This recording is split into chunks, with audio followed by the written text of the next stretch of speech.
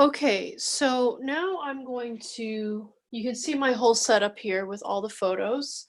Now I'm going to start bending the armature for this model here. Okay, so I can't stress enough the meaning of perspective. So um, this front part of the armature board is going to be always parallel to my eyes.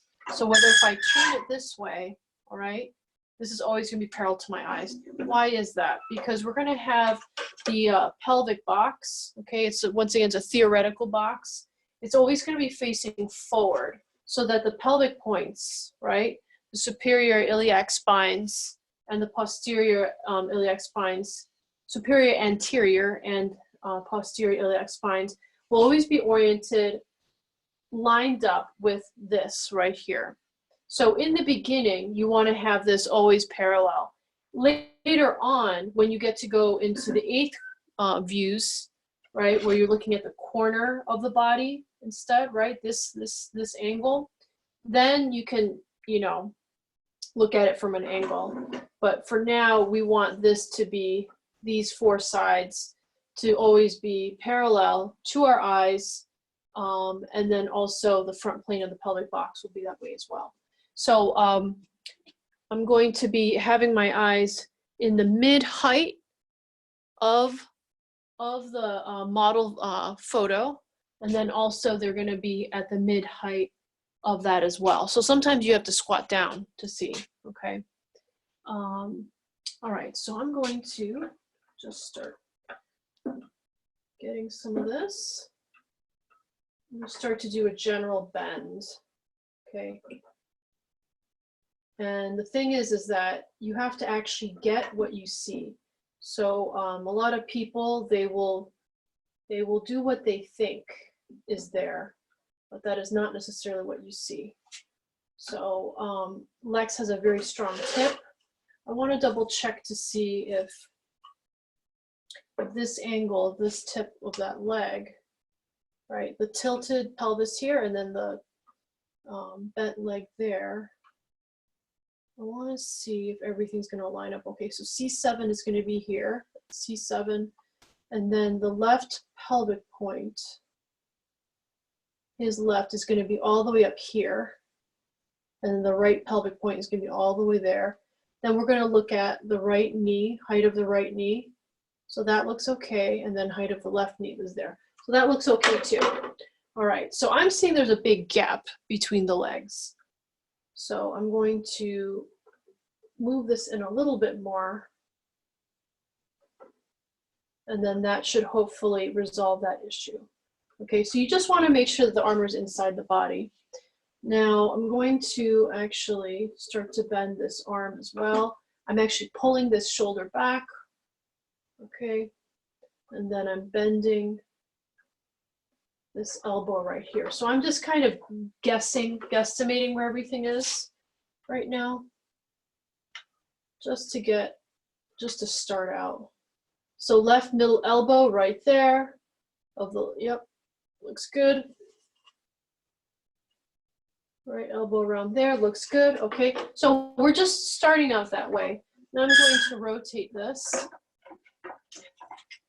Now you're going to be seeing the other side right here, this part of the body. Okay, so right here you can see that this standing leg has to go way back. Boom. All right, it curves back, then it curves forward at the knee. Okay, so it seems counterintuitive, but that is the way bones are. Now I'm looking at this knee. It looks like it might be okay. I'm actually going to take some pliers. So when you're bending something like this, you go to the core of the body. All right, and you gotta squeeze really tight too. And then you can rotate this. Hang on. Actually, let me do this.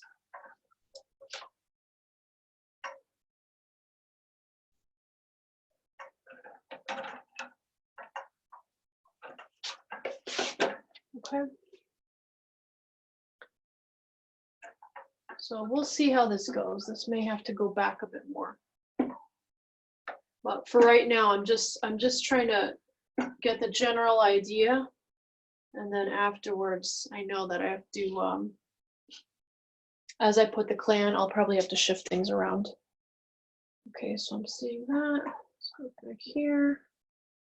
All right, you see this knee, it goes out, but then it comes in. So I want to bend that in too. See that? All right, so I created a little U shape. It's very slight, and that's going to be making sure that this is going to go straight through and that this will end up where the ankle is. Okay.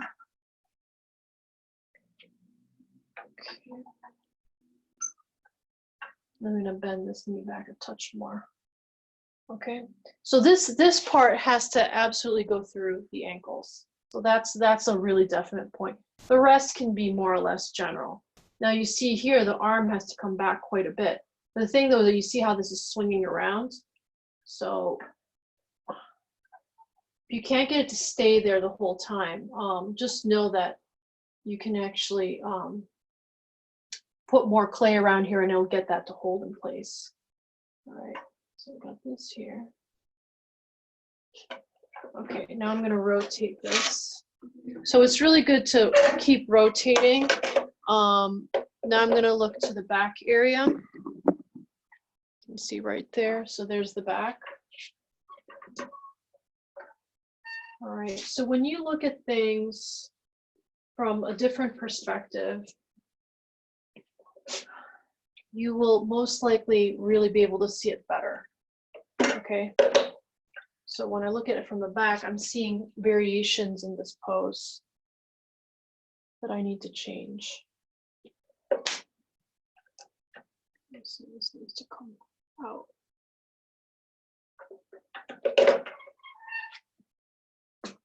Okay.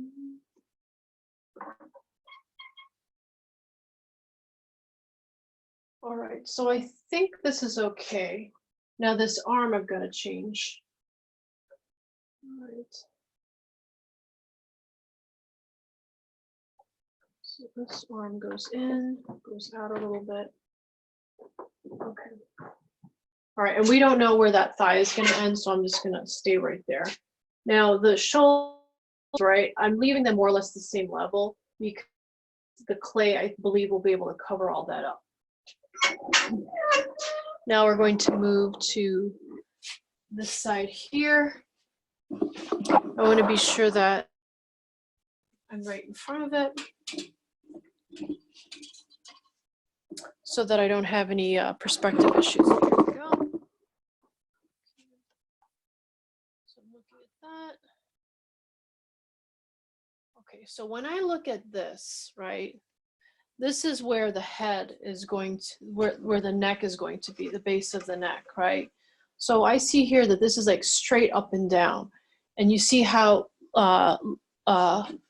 his neck angles forward. So I'm gonna actually angle this forward. So you, okay. All right, so I just angle that forward.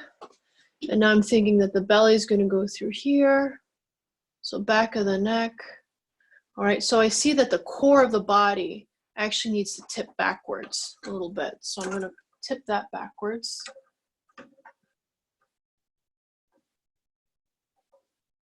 Okay, and then I'm gonna tip this forwards.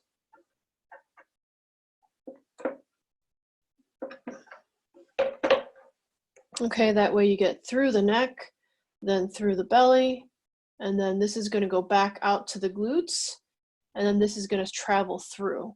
So I'm gonna move this back a little bit too. This part of the core, okay, it's gonna go backwards. Okay, and then bend forward again.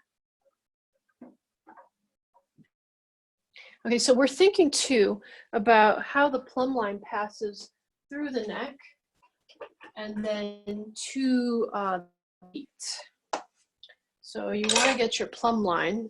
Here we've just got a really simple nut with a piece of string on tied onto it. Okay, so you're going to do this. All right, you can stand back here and check it out. All right, and I'm seeing that the center of his neck is passing straight through the center of this ankle. So I'm going to double check that. Now remember that you have to be very careful because there's a rotation that can occur here. So and do the best you can. And then once you start adding clay, you may have to switch things around again. So here I've got this leg that needs to go back. Okay. And if this ankle goes back, then this leg has to go back as well. Okay, so back there, just a touch.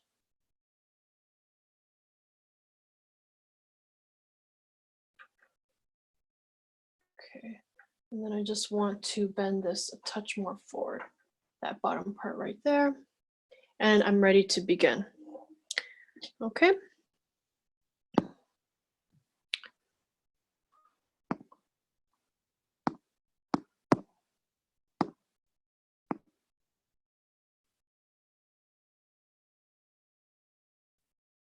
Okay, so I cannot stress the importance of perspective in sculpture. And it's really because I've seen students do work, think that they've got it, and then once they change their perspective, they realize the whole thing was askew or distorted. So I just want to show you what I do. So when I'm looking at the photo, because I talked to you about it, but I didn't show you. So you see how I'm like bending here? You can even rest your hand on your knee if you need to. I have my eyes level with the mid-height of my reference photo. I make sure my reference photo is very vertical. I make sure that my sculpture base is also level, all right? When I look at this sculpture base, this plane is parallel to my eyes, and then my eye height is mid-height to the armature, okay? Redundant, and I know, but I really don't care. You got to get that part straight. So when you look at areas like, let's say, aerial views, you want to be sure that the photo is, once again, at this height, right? Your eyes are supposed to be mid-height to that. You should raise, I have this on an easel, so it's very convenient to just raise the image up, or you got to tape this up so that it's the midpoint of this is at eye level. When you work with something like that, you want to have your sculpture lowered.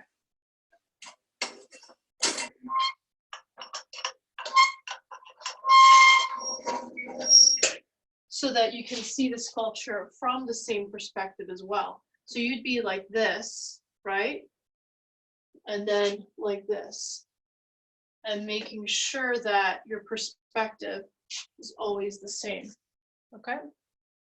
All right.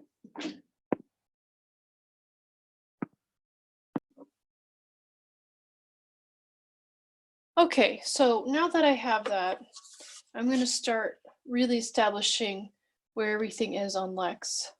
So we've got the right knee around this height. I've got the head around here. C7 is here.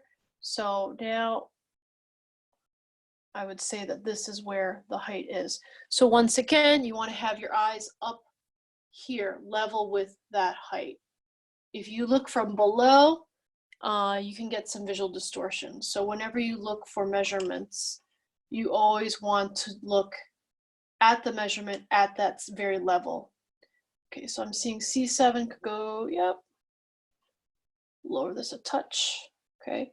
So I'm just putting a little bit of clay. You see how I'm pulling this down? So it's not like some big wide blob, right?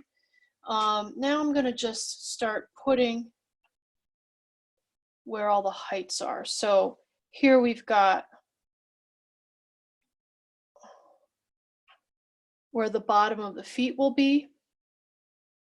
Okay, and I'm just getting a sense, this is where a clay base will be added.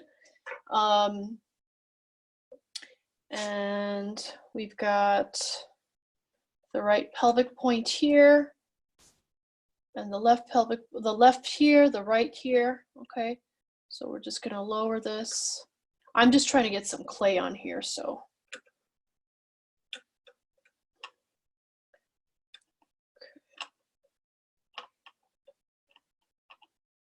So this is kind of like this crazy blob. I'm just going to add some clay on here to just get this. You don't want to just be pasting stuff on the front. You want to make sure that everything is really going to be sticking from the front to the back. When this is put on in a stable way, it really helps you feel more secure about the clay. All right, and I'm just going to put more mass back here.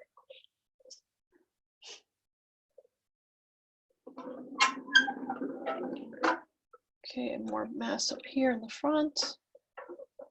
Okay, so it's like this blob right now. And now I'm going to put a little bit of clay here. So once again, front, back. And this right now is going to be loosely placed, right? We want to be sure that everything is quite flexible. All right, so here I've got a certain angle, all right, and I believe it was about here that the pelvic box was existing. So we'll just put that back there. Right, so this is still too high. Okay, so here's the left pelvic point. So it stops around here, and then here's the right pelvic point. You can literally just take it across. Hang on, it's blocking me. Okay, so here, take it across, ends around here. Okay, so we're just, so I was off by like what? Less than 1/8 of an inch, so it's down this much. Okay, so we're just gonna cut this off and make this a really clear kind of box, clear-cut box from front to back. Now there's a reason for that. It's so that when you do, because we have these front pelvic points measured out, we want to make sure that it transfers to the other side of the body. So we're going to do this. Cut it straight across and then go in for the midsection right here. So I'm going to make this corner very, very sharp. That way this plane can pass straight through to the back. All right, now I'm going to continue this on.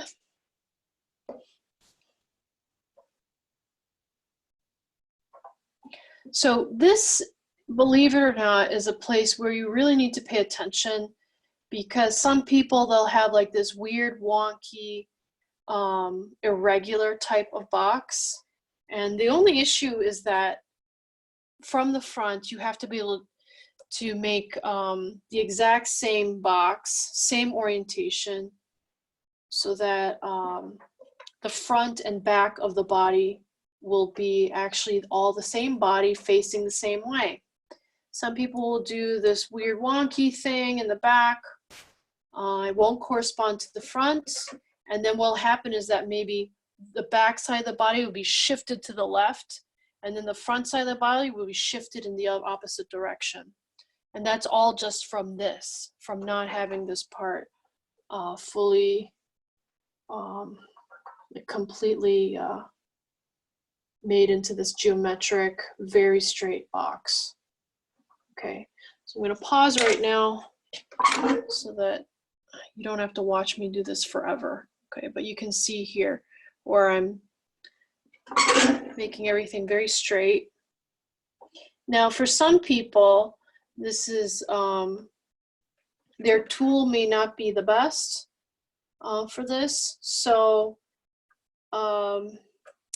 I would say if you need a straight tool and are having a hard time looking for it, you could try a knife.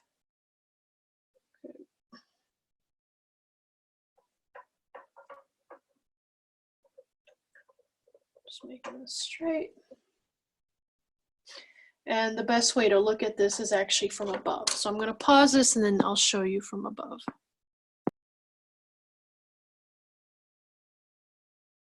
Okay, so now I'm looking from above. I've made just the front part of the box, and you can see that it is parallel. All right, this top edge right here is parallel to the front of the base, and then you're just going to check the other sides.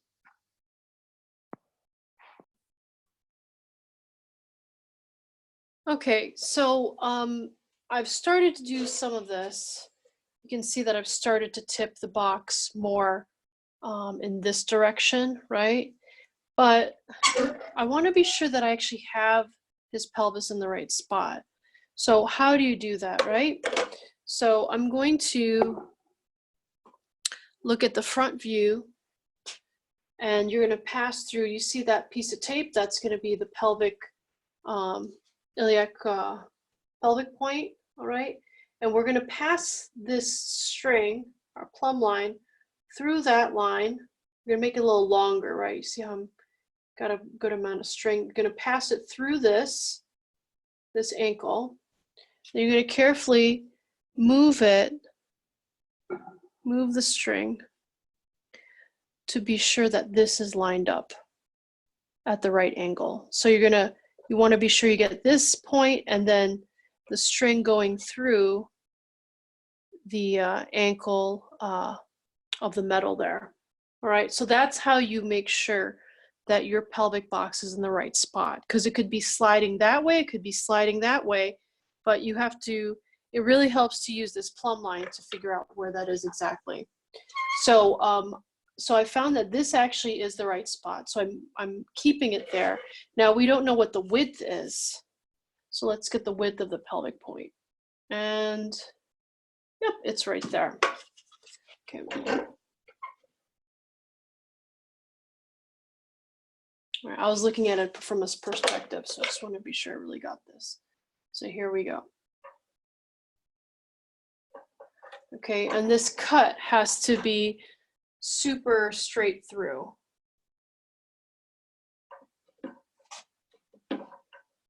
You don't want to cut at a diagonal. Remember, this pelvic box, it's really important that you get that geometry right, so that when you draw the back side of the pelvis, the front and the back pelvis are matching up. Okay.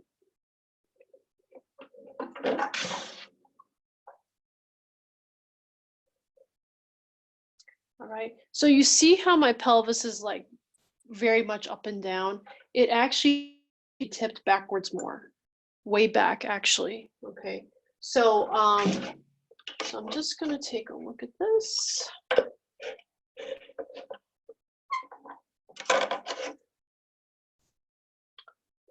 And I want to be sure this angle is correct too. Just gonna double check this one last time.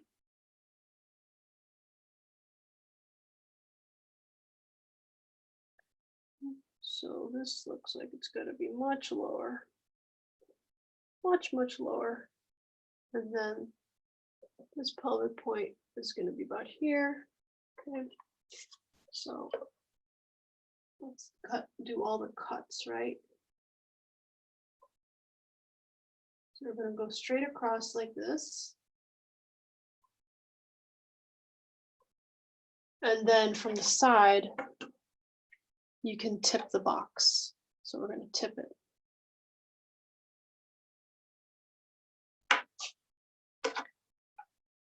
And then I'm going to slice here.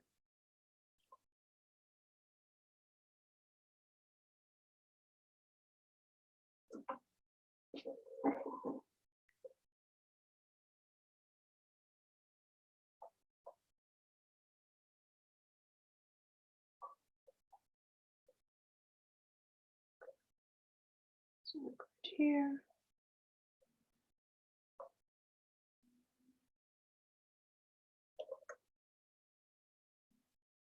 So it's this way. Typically, I like to go straight across and then tip it up from the back side, but we'll just do some cuts here, and then we'll double check that everything is working. So you see, I've really changed the tip of the box now.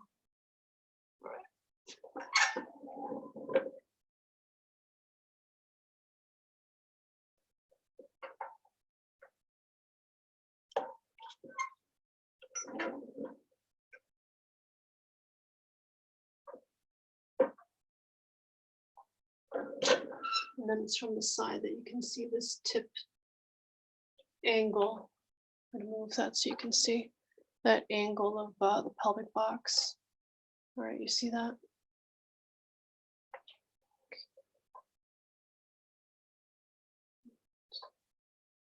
Oh, that looks almost too much. Let's double check one more time. Left, and then the right. Ooh, is higher. So I'm just gonna push this up a little bit. And then just fill the gap.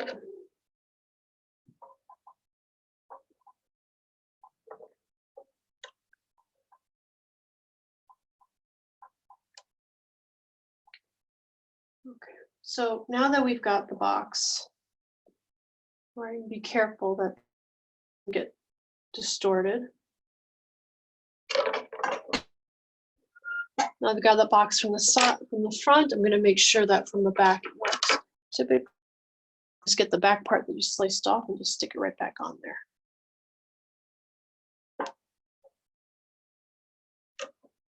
Be sure it sticks on well.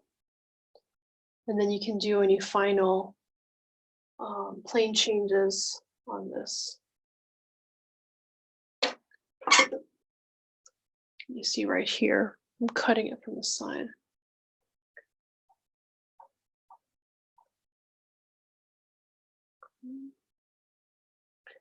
Check from the back, cut across, and then straight through.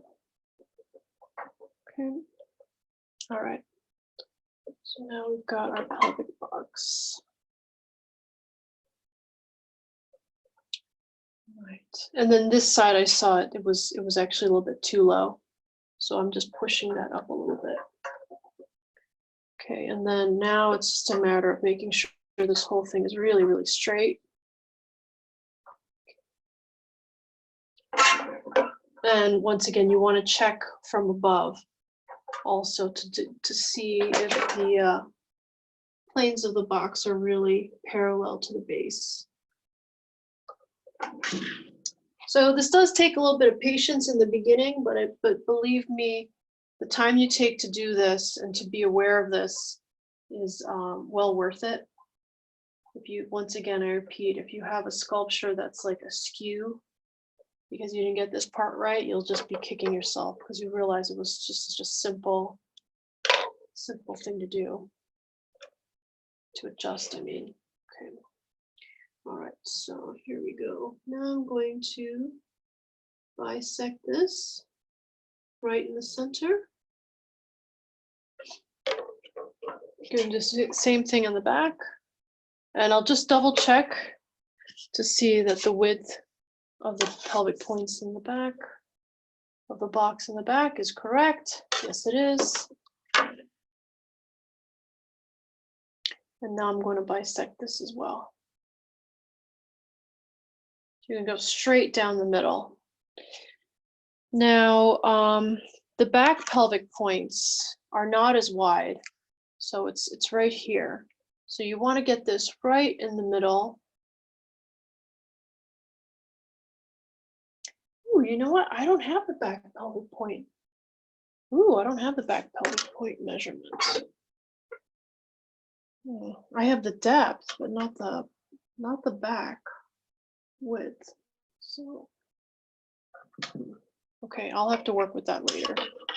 All right, so just by looking, I'm gonna guess that it's about here.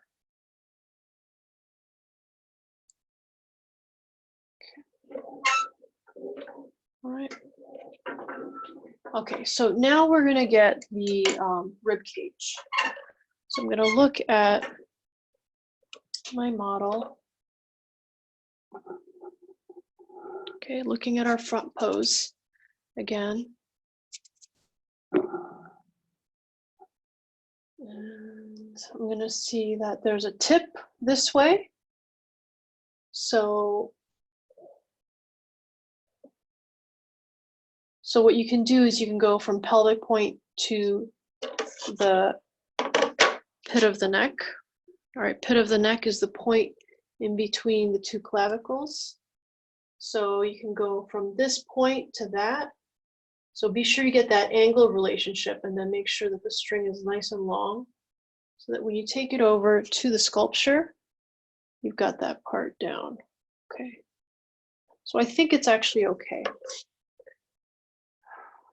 The armature's a touch to the right though. So I want to just double check. We're going to double check the pit of the neck. Okay. And then where it lands in that standing leg. So let's just double check. So I'm seeing that it is a touch to the left, just like I thought. So we are going to move this to the left. You can see here. So I'm going to take the pliers here, hold here really firmly, okay, and then bend. Okay. All right. So I'm going to keep it here. All right. I'm going to double check. Now you see how this neck is bent like all the way over. We don't want that, but we want to be sure this part is lined up right. Okay, so let that drop. Okay, that's lined up okay. Now this part has to move. It's just a touch over too much, so I'm just going to hold it right here and then bend it just a little. Okay. All right, because Lex's head is still oriented a little bit that way anyway. Okay, so that's done. All right, so now we've got everything lined up. Okay, so now I'm going to make this rib cage. So the rib cage I see is angled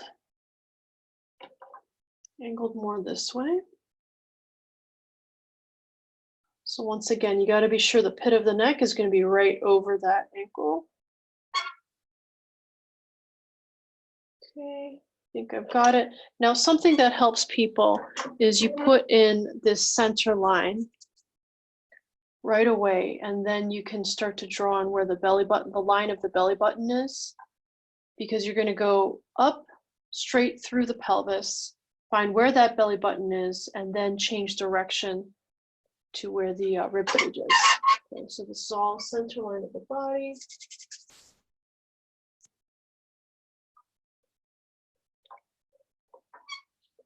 Okay, you notice I'm not filling everything yet. We're just trying to make some spatial notes. So now I'm putting in some of the clay that will act as the side of the rib cage.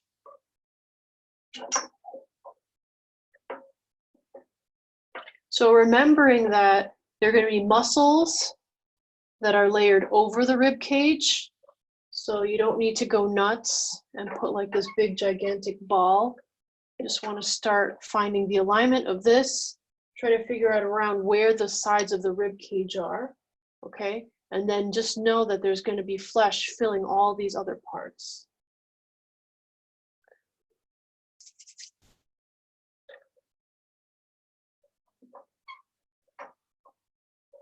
Okay. So I'm going to just smooth this out a bit. And then now I'm going to, okay, so the line I see in the middle of this pelvis, right, is that so there are the pelvic points here, and then I already see that this line is already changing direction. So I want to be sure we get that. And then from here, we're going to move up. Okay, which is going to get this a little even better centered. Okay, and our belly button is around here. Okay, so if the pelvic point is here and the hip comes out a little bit, I'm finding this is out too much. So I just want to, I'm looking at this, see right here, that the pelvic point is here, and there's some flesh here, right? There's the side of the pelvis right there, but you can see that it's not that much wider, farther out, and this is starting to stick out. So I want to move this as soon as possible. I'm going to hold this in the back here. Right there, okay. Or actually, we're going to hold it up here because we'll put it right here where the pliers won't bash into the pelvic box, okay? I'm going to hold this right here.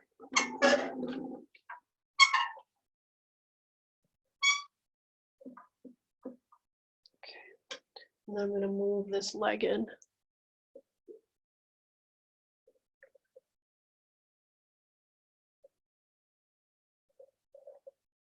Okay. All right, and that probably is going to improve the internal space of the thigh anyway. So since I moved that forward, you got to move this pelvis back to where it was, because now this just rotated. So we're going to move it back. And believe me, I know it gets annoying sometimes to have to move things again and again, but get it right now. Okay, so I'm going to double check also from the side if this is really going to work. All right, I think that it is still just sticking out too much. So as annoying as it is, I'm going to bend this in even more.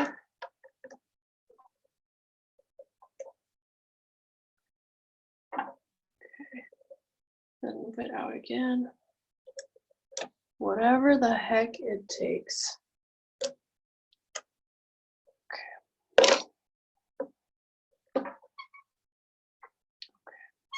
All right, so my box has been moved. I don't know how many times. And I'll just refix it again. Believe me, you won't regret this when you see that everything is well lined up, and then you'll just be able to fly. Okay, but if you have some of this alignment stuff not quite right, it will drive you nuts all the way to the end of the sculpture. So we gotta get all this stuff working. So let's get the width of the pelvis from the front again. So it's a little bit wide. Okay.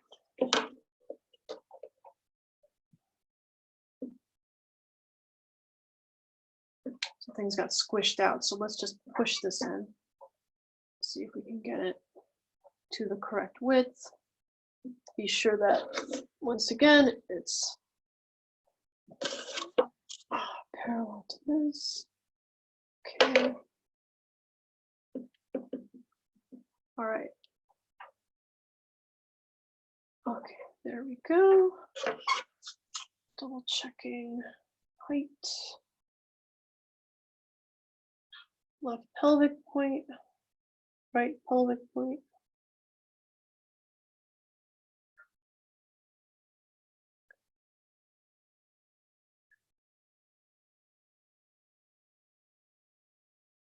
Right here.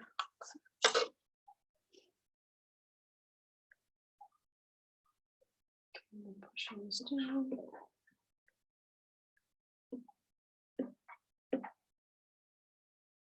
Okay. All right, so we've got that. We've got this central axis. Okay, we're going to move this over to, now that we've just changed that. Okay. Now we're going to look at the body from the side. So you see here that there's kind of this, so the rib cage is right here, and then the abdomen extends farther forward. Okay, so rib cage here, abdomen out there. So we're going to get that. So the pelvic point is here, and then I'm going to look up and see where the rib cage is. So it's a touch farther back here. So move that back, knowing that that's farther back.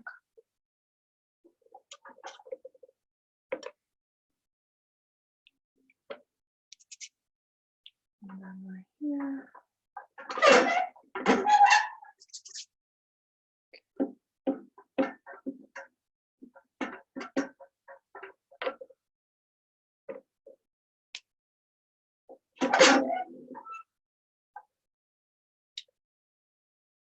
Okay.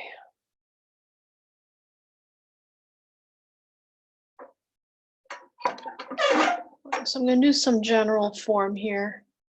The rib cage is not a true egg. It actually flexes, believe it or not. It flexes actually quite a bit depending on the position of the body. So what you're going to find is even depending on how far forward or how far back the rib cage is, you can find the ribs extending out and becoming very deep, very wide, or getting pulled back, compressed, and quite flat.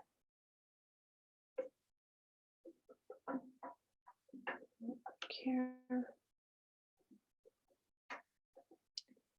And there's going to be a general kind of diagonal occurring here too, diagonal.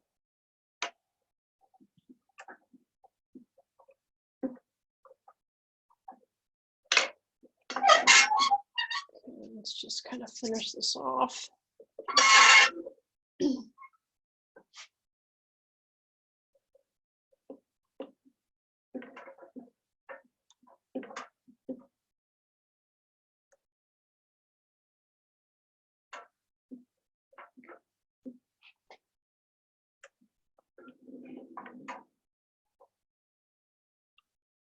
Now, the thing I don't like is that this arm is in the way.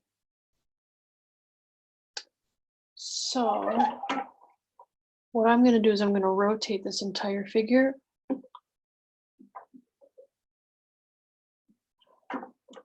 So that I'm going to cut this part out.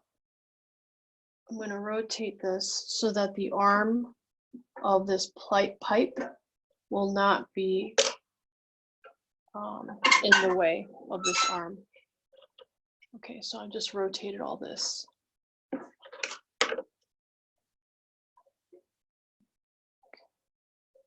This will be over here. So we're pretty much going through every kind of change that's possible. All right. So you see how now my arm is not going to be hitting that pipe anymore. And this arm is not going to be hitting it either. So this is the proper orientation.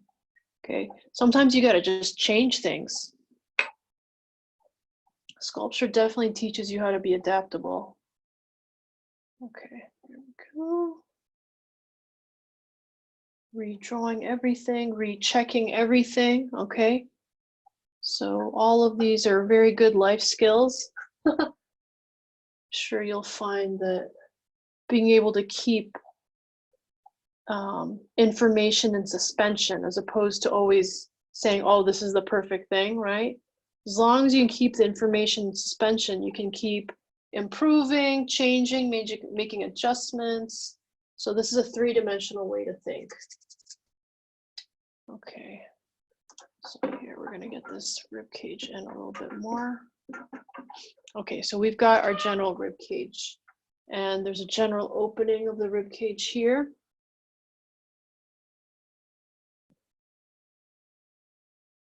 Okay, like that.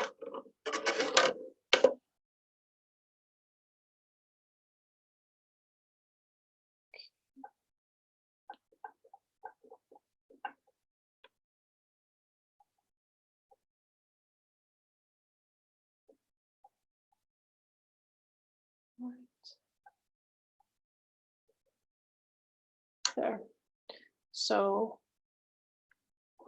we've got that orientation, and then you want to check from this side as well. Okay, you can see that this shoulder is way too far back, so I'm going to bend it forward. Okay. And then I'm going to start putting some information here. There's a bend here too, so we'll bend that a touch. And then let's get this rib cage, the rest of this rib cage in. So there are different philosophies. You could bend the arms after getting this core of the body in first. I like to just kind of get it all in and then just keep adjusting. See, that's the thing. You have to remember to adjust. If you don't adjust and you don't change, that's where things get really screwed up. So here I'm just going to finish this up.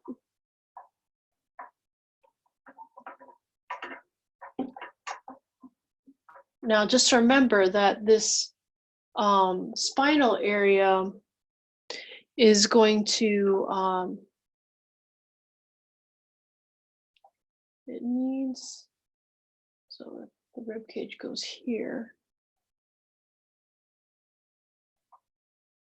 and then it curves in again. So just remember that the spinal the vertebrae of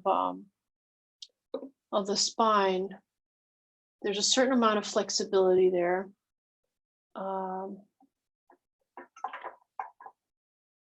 And also that it's that's a subcutaneous reference area, all those spines of the vertebrae. So you're going to actually get shadow here, and then it's going to fill out a little bit up here, and then here it's going to become a highlight.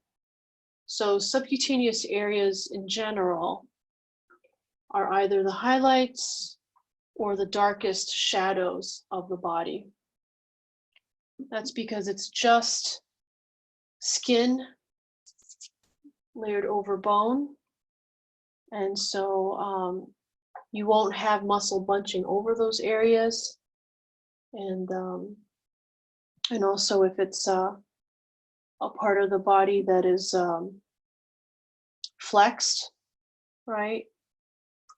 It'll have the skin stretching right over the bone, and thus will become a highlight. So it's very important to remember that that's what happens. Okay, so I'm gonna move this. I need to see this properly. Actually, this.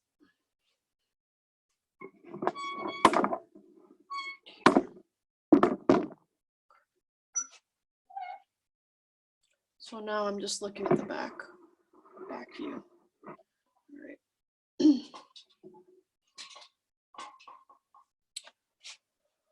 Okay, so I'm just checking everything all over again, just to be sure everything's really lined up well. Okay.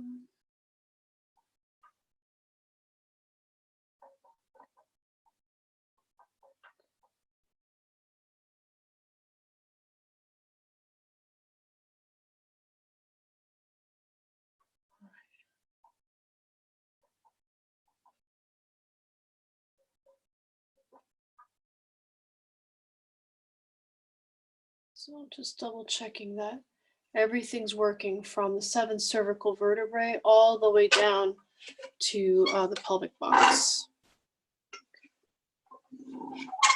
All right, so now let's start putting the head in.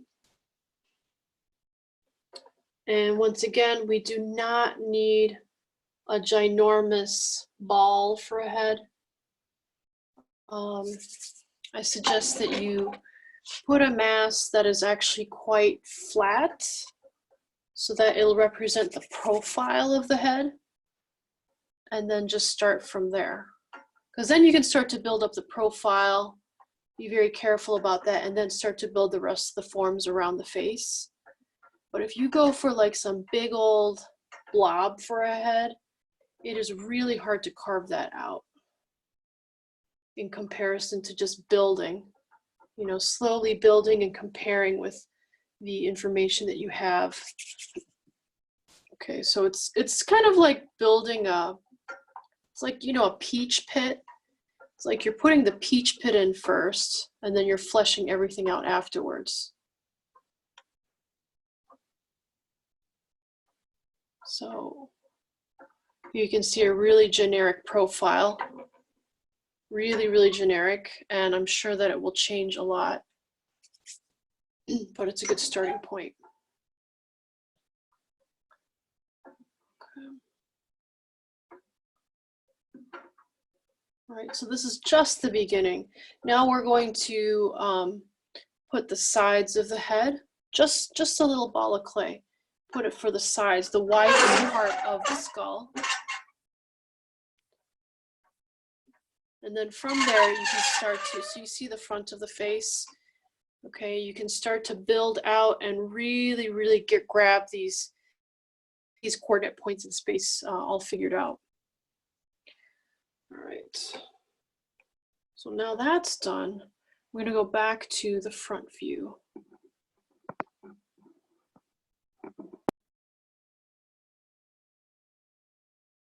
Okay, so now I'm going to check the orientation of the torso. Okay, excuse me, the rib cage, this rib cage, and then also the rotation of this skull in comparison to the pelvic box. So when you look at, oops, this reference photo right here, you'll see that there's only just barely a slight rotation of the rib cage this way. Okay, just very slightly. There is also the extension of the pectoralis muscle here, which will also pull this part of the pectoral back a little bit. So you just have to be careful to think about that the thickness of the muscle here is going to be a little bit thicker because there's the compression and then the pushing forward of the pectoralis, and then here it's going to be extended back. So there's only a tiny bit of rotation here, just a tiny bit. Okay, so I'm going to, I think I'm just going to use my tool. I'm seeing from above that this side of the rib cage is already much thicker than this other side. So I'm just going to pat it down.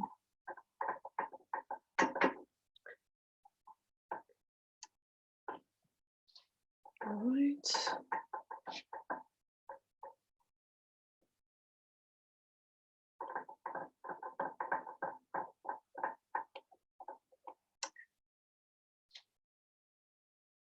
Okay, and then in that sense, there's going to be some of that, just a touch, a little bit of rotation. Okay. And then once again, you have to be right in front of the photo and then right in front of the model to tell. Okay. All right, so just a little bit.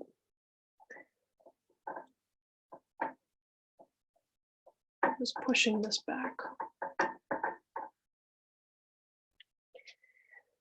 Okay, so once you have that, I'm going to look at the face. His face is pretty much just looking straight forward. So we'll leave it like that, straight forward.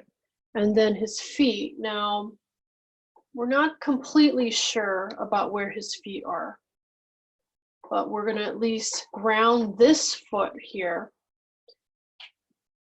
and then start to draw in the shape of the foot, just to get a generic feel. And then we're also going to look at where this is. So I'm seeing from above that that's around where I see this ankle beginning. And once again, you have to check from all sides to be sure this is really it. So we're just starting. We're just starting to put these relationships down. And then I'm going to place the clay so that I can actually draw.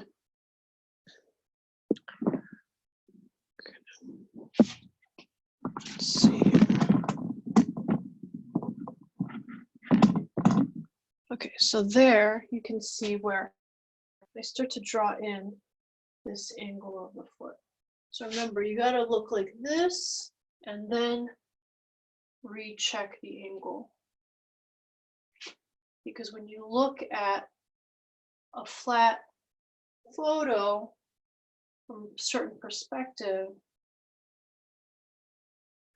you're not necessarily looking at the right angle. So you actually have to memorize what these angles are on the photo first, have it in your head, then go down and check here and look at it from the same perspective, back and forth, back and forth, back and forth. You can't be lazy with this, all right? This is how you really get things lined up properly.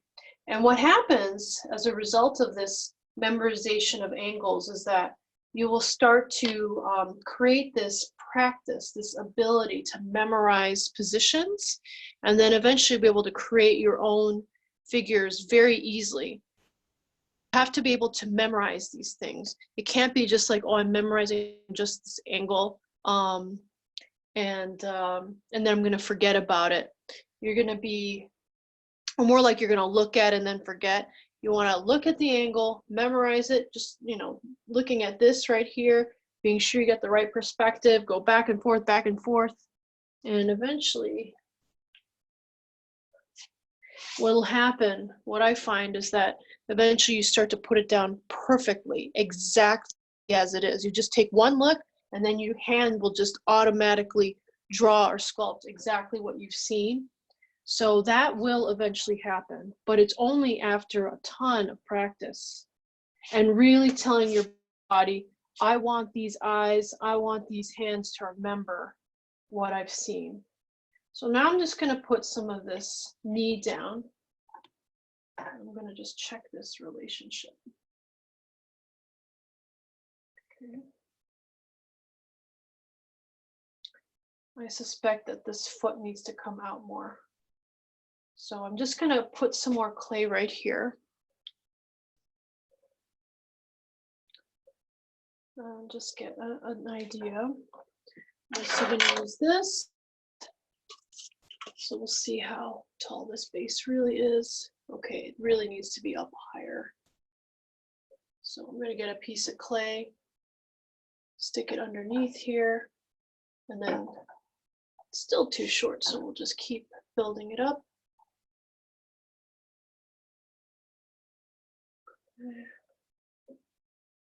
Let's get it a little bit higher now. Okay. So this is our actual height. So I'm going to push this down, and I'm seeing that it's quite a bit taller. So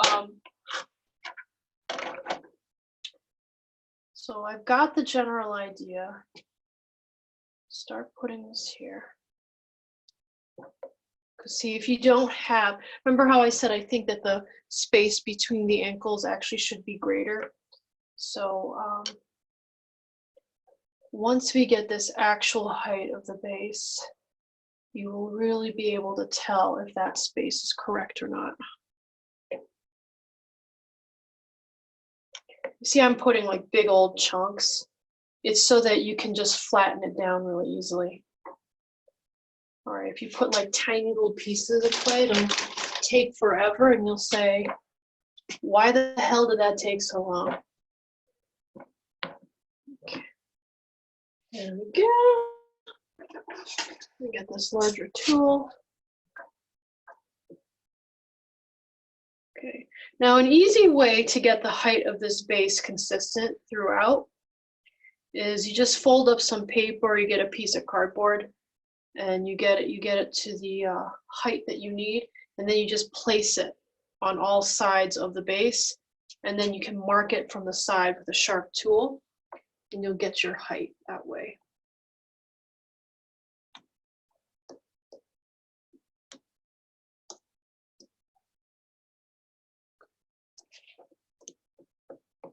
All right. So let's see. I'm gonna start drawing in this foot one more time.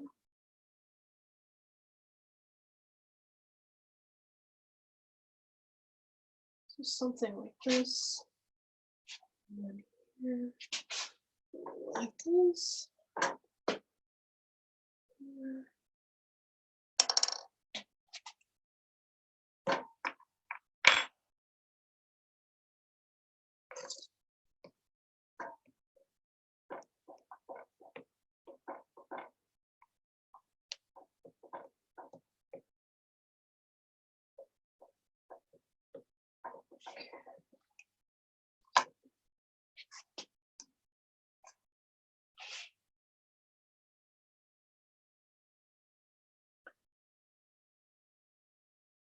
All right, so something like that.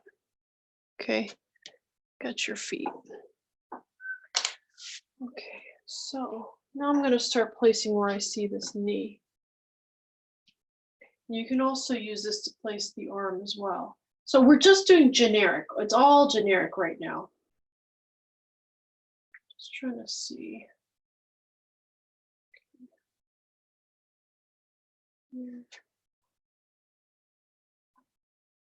Okay, so I'll place this knee around here. All right, so next I'm ready for putting some of this jawline.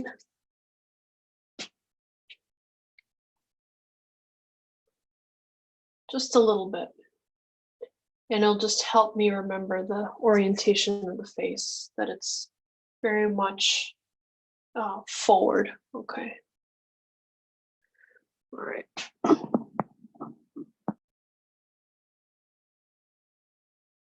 Okay, so you missed a part. I had the arms first wrapped in the front here, and oh my gosh, what a fatal mistake. I forgot that the pit of the neck is here, and so this metal in the front would have interfered with the clavicles and the pit of the neck. So I actually moved the arms to the back part of the body. Okay, so just remember you gotta wrap around the hose clamp to make sure this doesn't drag down, and yeah, that's what I did. You can see also here that I've widened the rib cage on the right side of the body. So here you can see this change, and now when you look at the front view, you'll see that the rib cage is in a better spot right now. Okay, so I'm going to keep going.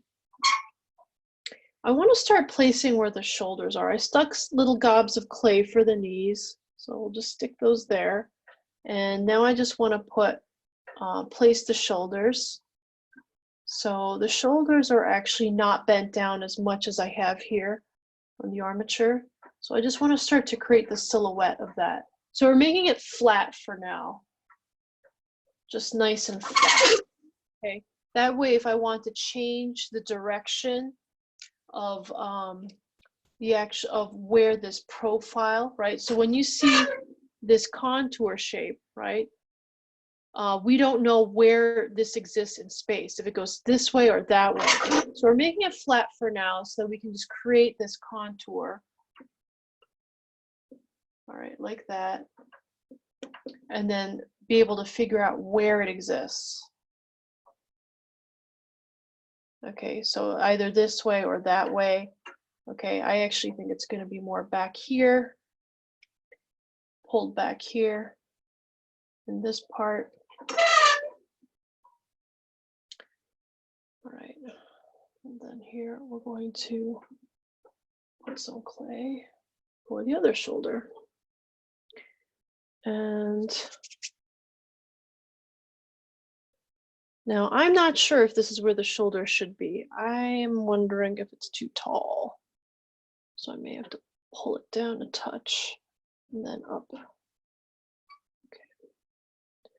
So for sure this shoulder is going to be taller. So you got to be sure that that relationship is actually there.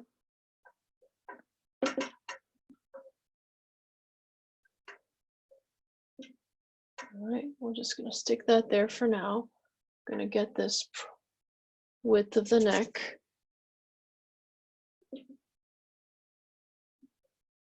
So this is not truly respecting anatomy. This is really just like you're just creating a profile.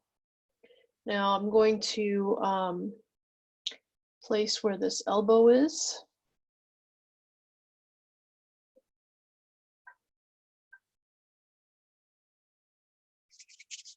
Now some of you may find that the clay will fall off. So if it does, you can actually coat the armature like this and then place the clay on top of that, and then the clay will stick better.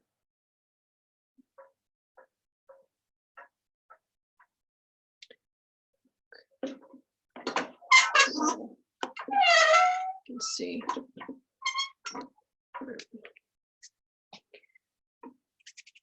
I'm just going to place some clay here for the other arm.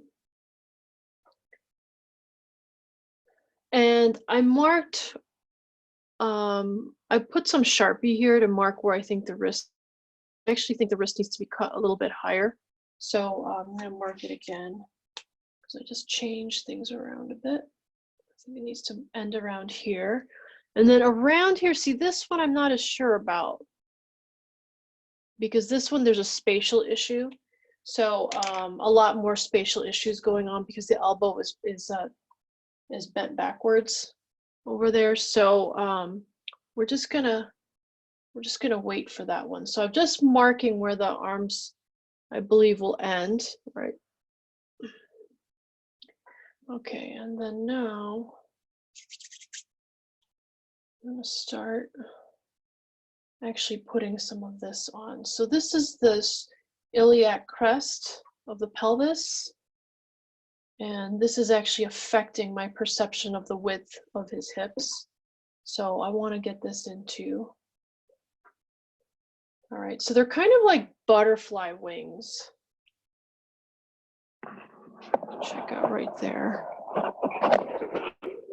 We'll see with the pelvis. You see that shape? So it's going to be like that. Okay. There we go. Like that. So it's moving up and back, right? So we're gonna go for that.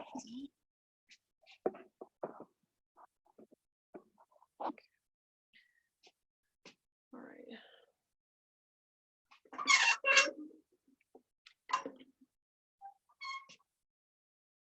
And then that butterfly shape, that kind of arch, right, is actually arching above and then down to meet at these points where the spines exist. So we're gonna get that too. Okay, like this.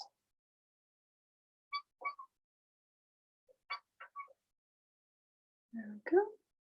There we go. All right.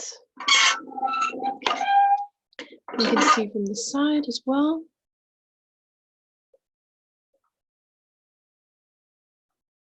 So like that. And then again to the front.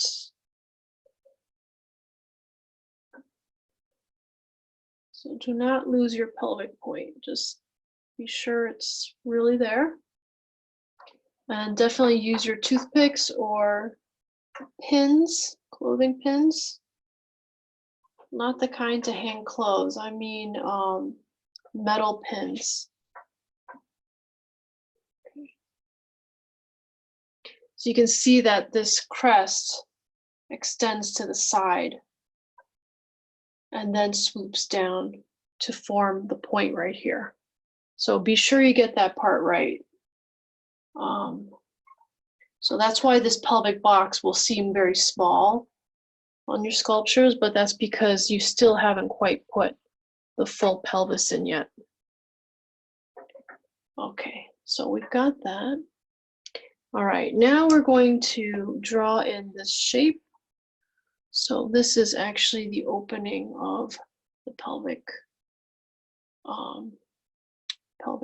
pubic bone. Okay, so right here is where the pubic bone exists. So this looks uneven. So this seems right. I think this got stretched out too much. So we're going to push this in.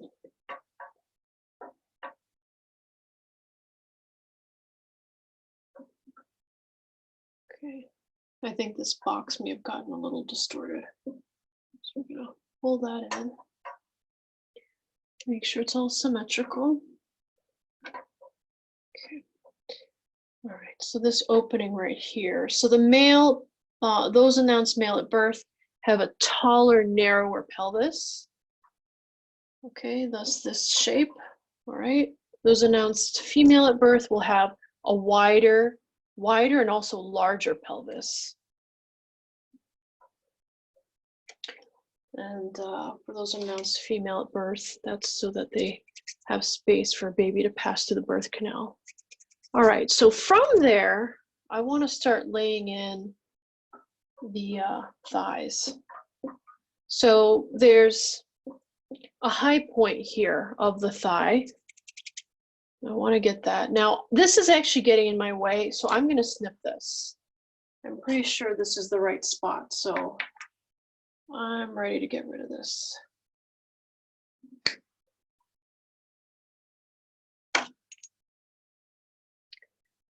Okay. And if I need to snip it some more, I can do that. Let's get that out of the way. It's really, okay. Here we go.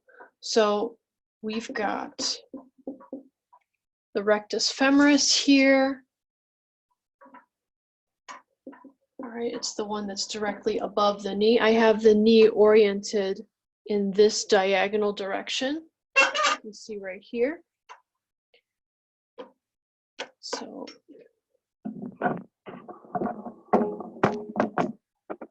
go. So we'll place that there. And then if you look at this viewpoint right here, you know, the 3/4 viewpoint, or the 8th view, excuse me, the 8th viewpoint, you'll see that, you'll see this, this width of the thigh, and you'll see also the highlight that exists.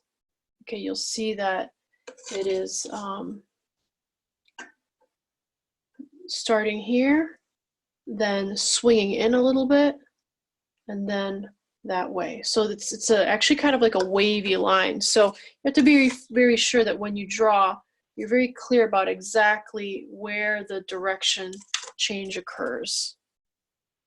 All right, so I'm just going to put a bunch more mass here to really get the thickness of the thigh.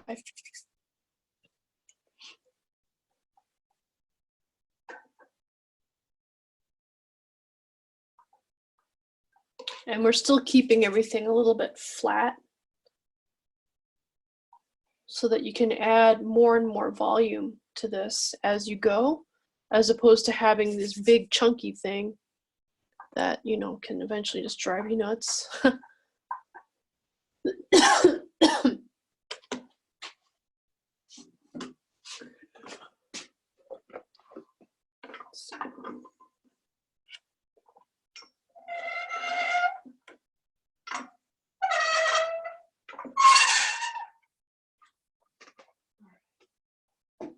So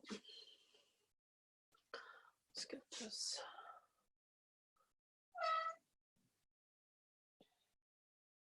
I'm now rotating it the side a little bit.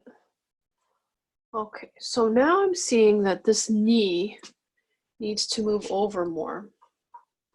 So we're going to move the kneecap here over to our right.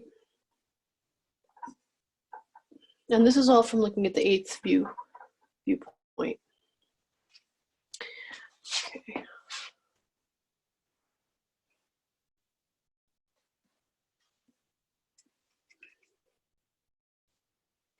I can see here that this thigh is wider here. So we're just going to add a little more flesh here. And remembering that we don't know exactly where this contour is being created. So we're just going to go generic for now.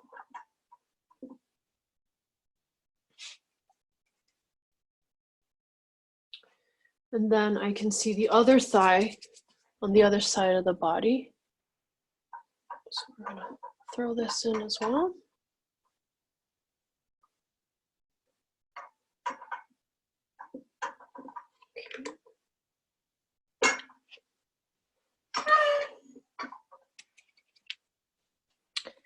I'm going to take a look at this from the side.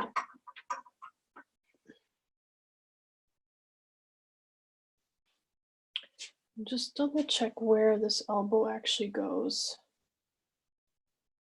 so that I can insert this wire right into the body of the sculpture.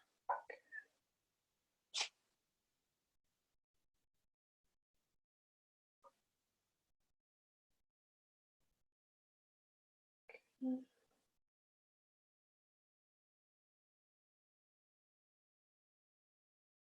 All right, so I'm going to snip it here. Pelvic point is here, wrist actually ends about here. So I'm going to snip the metal around here. That way I can insert it into the sculpture. And we don't need a ton of metal here at the wrist.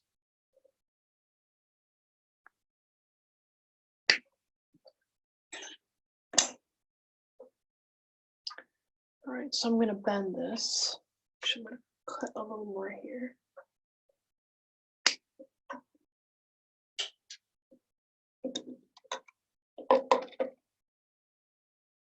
Then here. Bend it. So I'm going to straighten this out. And this is going to pass through the hand. It's going to pass through the wrist, through the hand, and then into the body.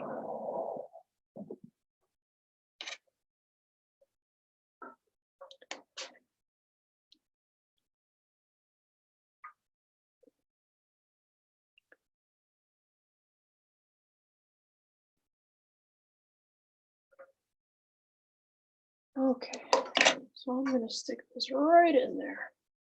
All right, I just hit the armature in there. So this is still too long. I'm going to cut this and all right, there. So it gets in there with no problem. I'm going to double check from the side where this really works.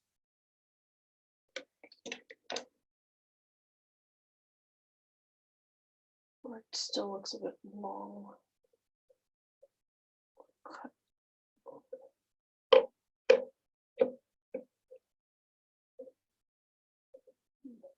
This.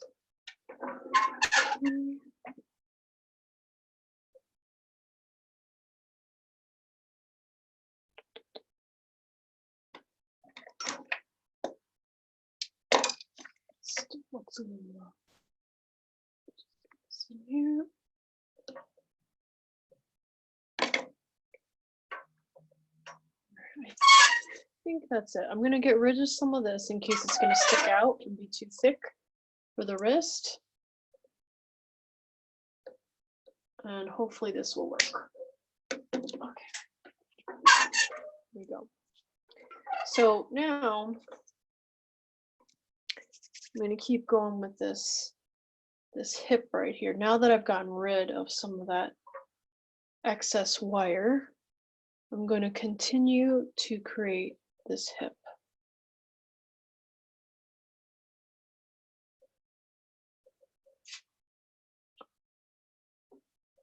And what I'm finding is that that crest comes out more.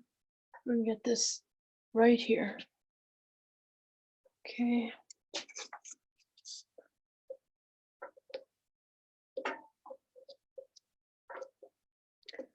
So you're just going to use like very straight lines for now. You can. And once again, there's the rectus femoris here. Okay. It's just directly above the knee area. And then you're going to get the vastus muscles, which are going to be the muscles that support the knee. That support the patella. And also connect to the lower leg. And there's a contraction that occurs here at this patella. So you're going to find tenser, harder, thicker muscles here. So you can see how the muscle bulges right here on that side. That's due to contraction of that muscle. So there's a little bit of contraction. It's not an enormous amount. It's not like a really super hard held knee, but there definitely is some contraction there. Okay, you can, because this patella is a little bit relaxed there. If it was really a high patella, like all the way up here, that means that it's contracted, but his patella actually is relaxed down here. So there's just a little bit of contraction here. Okay, but not a ton. So remember how I talked to you about partial and complete contractions? Well, that's it right there. You got a partial contraction. All right, so I'm adding some clay here, which is kind of closer to the back area of the leg, and that's where it gets thicker. So at the front part of the leg, it's going to be like the apex of a triangle. And then when you get to the back of the thigh, it's going to come out more like a triangle. All right, so wider in the back. So you can actually feel that part of your leg, and you'll know exactly what I mean.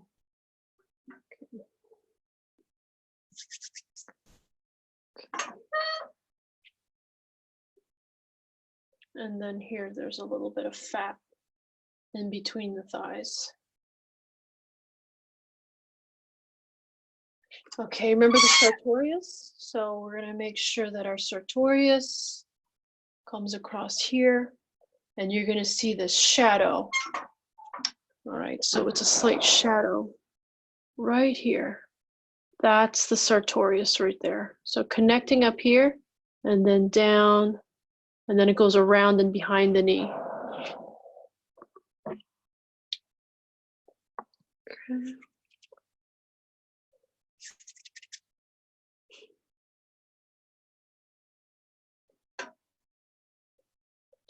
So he's wearing a bathing suit, so we're going to make it look like he is wearing a bathing suit. We're going to press this in. That's where the side of the bathing suit is pressing against his upper thigh.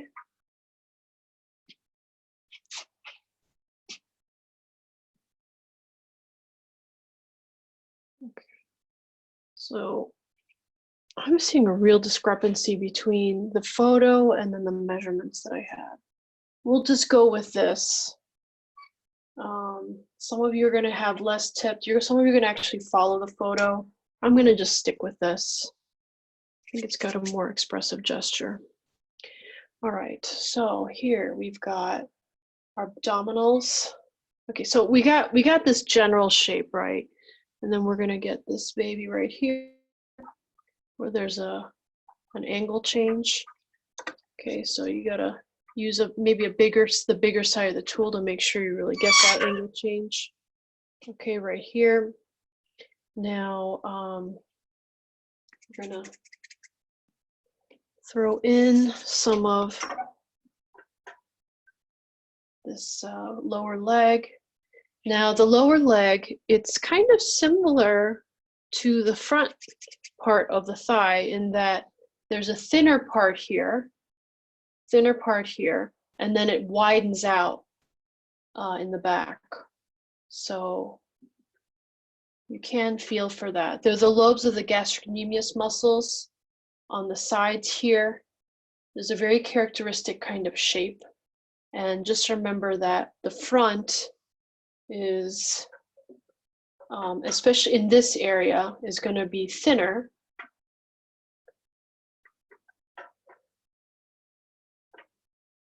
Okay, so it's going to be thinner here. So I'm actually making it like this pointy kind of triangular. You see that kind of triangular planar kind of look? All right. And then it swings out to the side up here. And then this is what happens here. It actually becomes rounder and wider here. And then in the back here, you're going to get the Achilles tendon, which is going to be sharper in the back. So rounder in the front, sharper in the back at the ankle area. And then I'm just going to add some more clay here for this gastrocnemius muscle.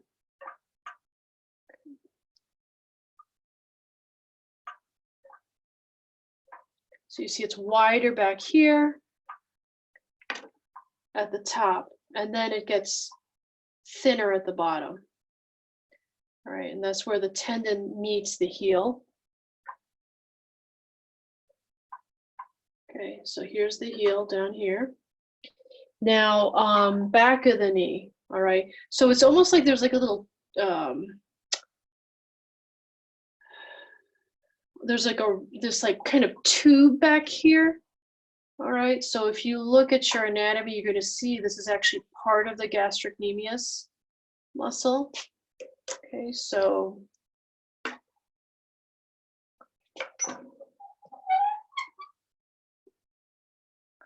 let's gonna be like this. So it's gonna be like that.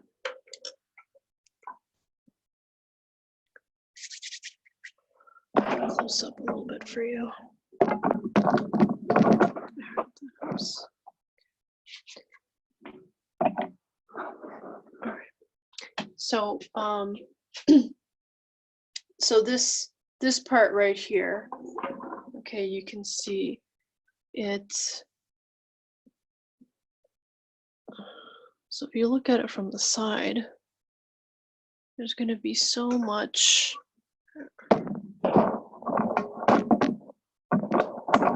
Jeez, just trying to get this thing centered. Okay, so yeah, so this is the gastrocnemius back here. All right, then the gastrocnemius goes back here. Then it gets sharper here where it's just the tendon at the bottom. So this is the belly of the gastrocnemius. Okay, belly of the gastrocnemius here. Then let's get more of this profile in. So you're gonna get a lot more thigh. So there's the pelvic point. You're gonna get this coming way more forward.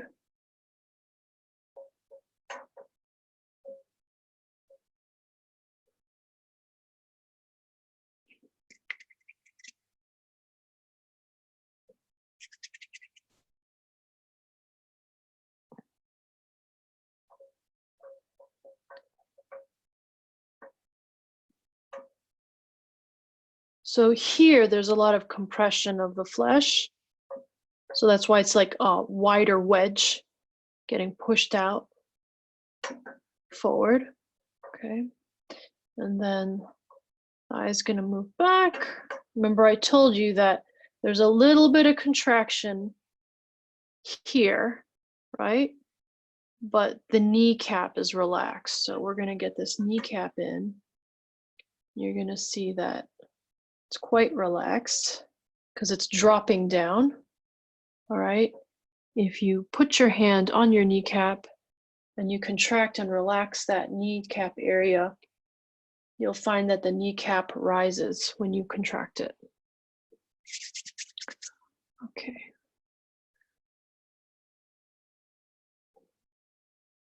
All right, so here, this pointy part, you see how it's all collapsed in? We're going to maintain that pointiness, but we're going to push the contour forward.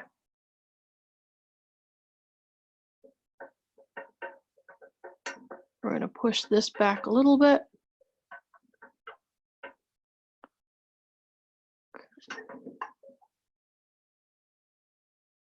And I'm going to push the knee forward a little bit.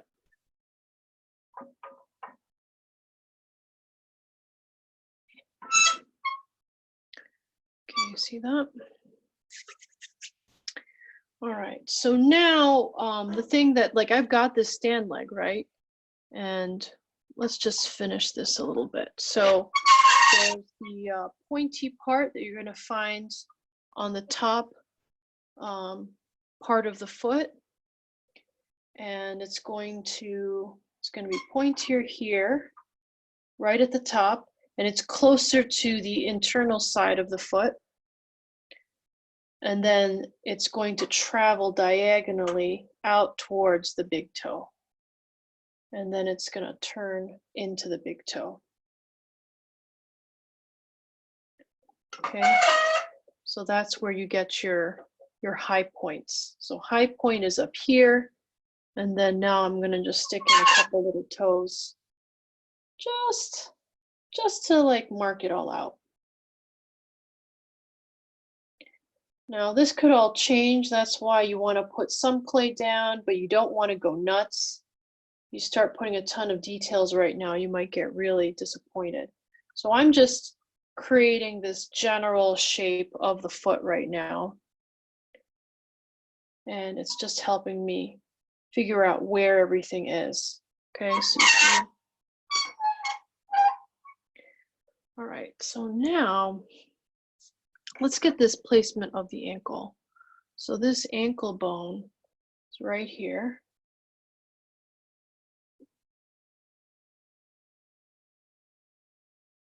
So it sticks out here, right there, and then it gets kind of like disappears into the rest of these forms, right? So you're gonna get that there. And then we wanna be sure to get the side of the foot.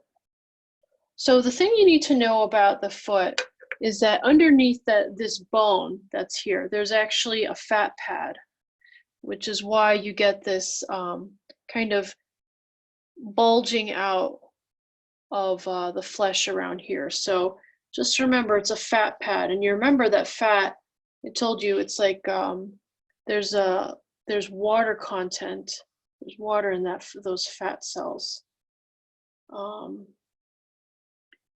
It's not just oil, and for that reason, fat tends to want to behave like water, and that water wants to create a bubble. So you're going to get a bulge there. Okay, so you see I'm going to kind of cut underneath. And be sure that this is like kind of bulging a little bit. Okay, so let's keep going. So I haven't done much with the back. Let's go a little bit with the back now. So here we've got this. So we don't really see much of this pelvic area right here.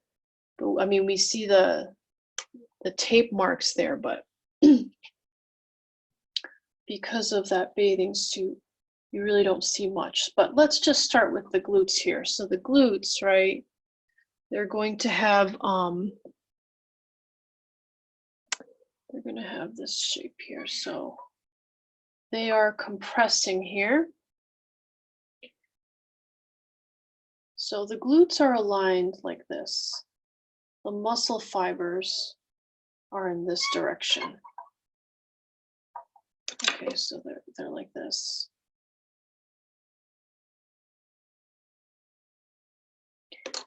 Right, so you're thinking about how there's compression here, which is going to make the muscles bulge out here. Okay, and you can see with our reference photo that there's the shiny part here, that's the high point area.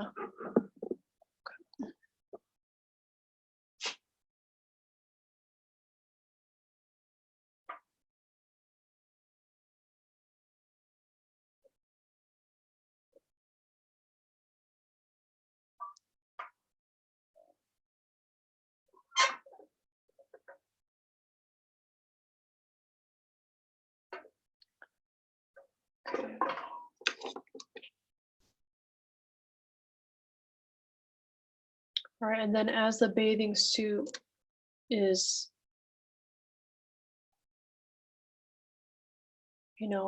pushing in the flesh here, you can see some bulging here of the fat pad here. So we're gonna let this out, and now you see, so there's a highlight here. So the highlight is like right around, it's like here. Okay, so there's one there, and then this is the other side of that back hamstring muscle. So right around here is where you're going to get the outermost point. So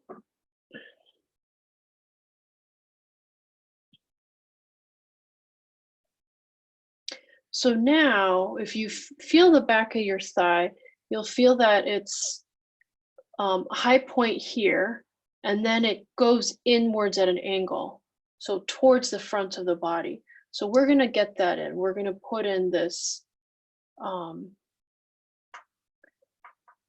plane here. Okay, so remember, like around here is the widest outermost point. Excuse me, the deepest. Okay, so when you look at the profile, that's going to be part that sticks out the most. All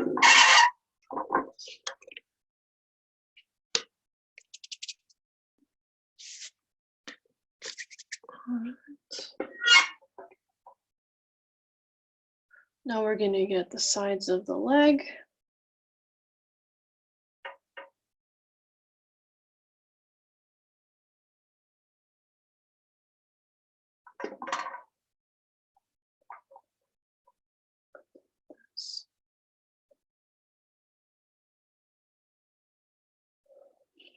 Now we're going to get these glutes as well.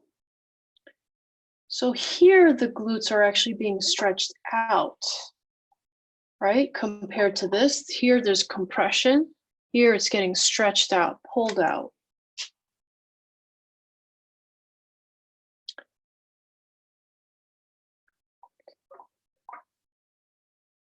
And then here, remember how I said that when the muscle is falling in the direction of gravity, it's going to be very relaxed. So you're thinking of like flesh dropping down. So right now it looks like it's being pushed up and pulled up. So we're going to add more material here to be sure that it really falls.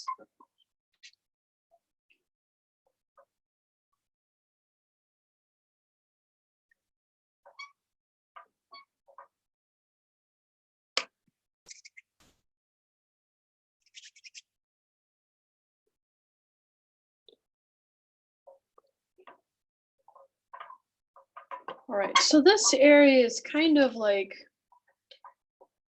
it's very strange. It's kind of like a triangular wedge again.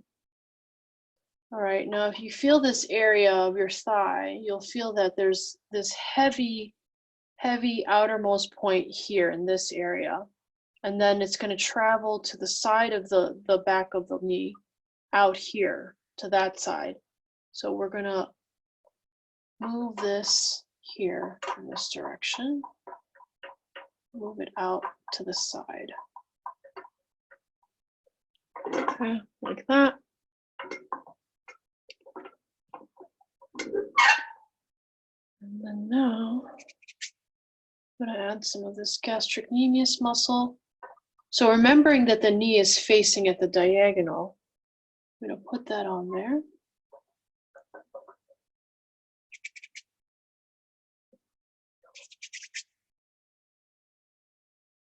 And remember that the back heel.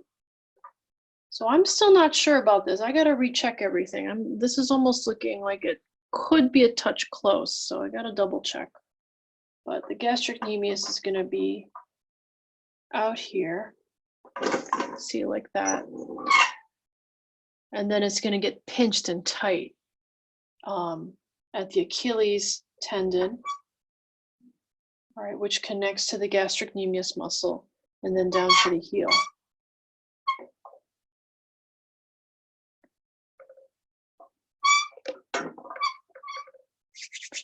And I'm going to put the profile of this foot.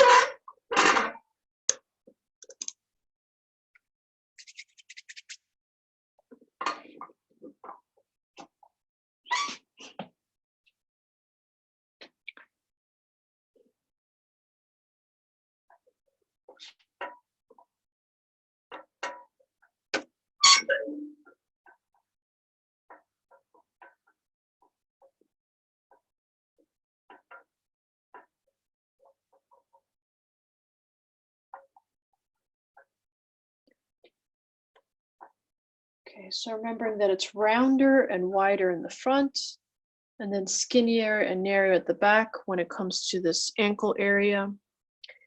And then here in the front, it's going to become triangular and pointy in the front again.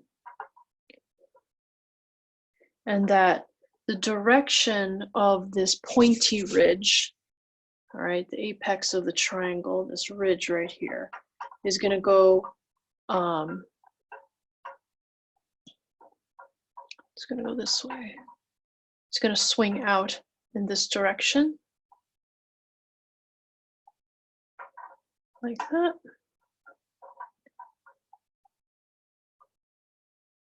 See, so out here and then back inwards, and then it turns into the inner ankle here.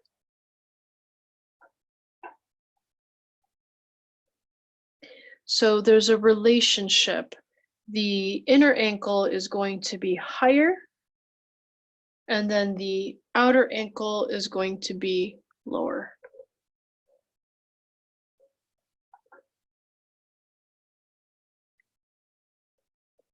All right, so just remember there's a diagonal relationship here, like that.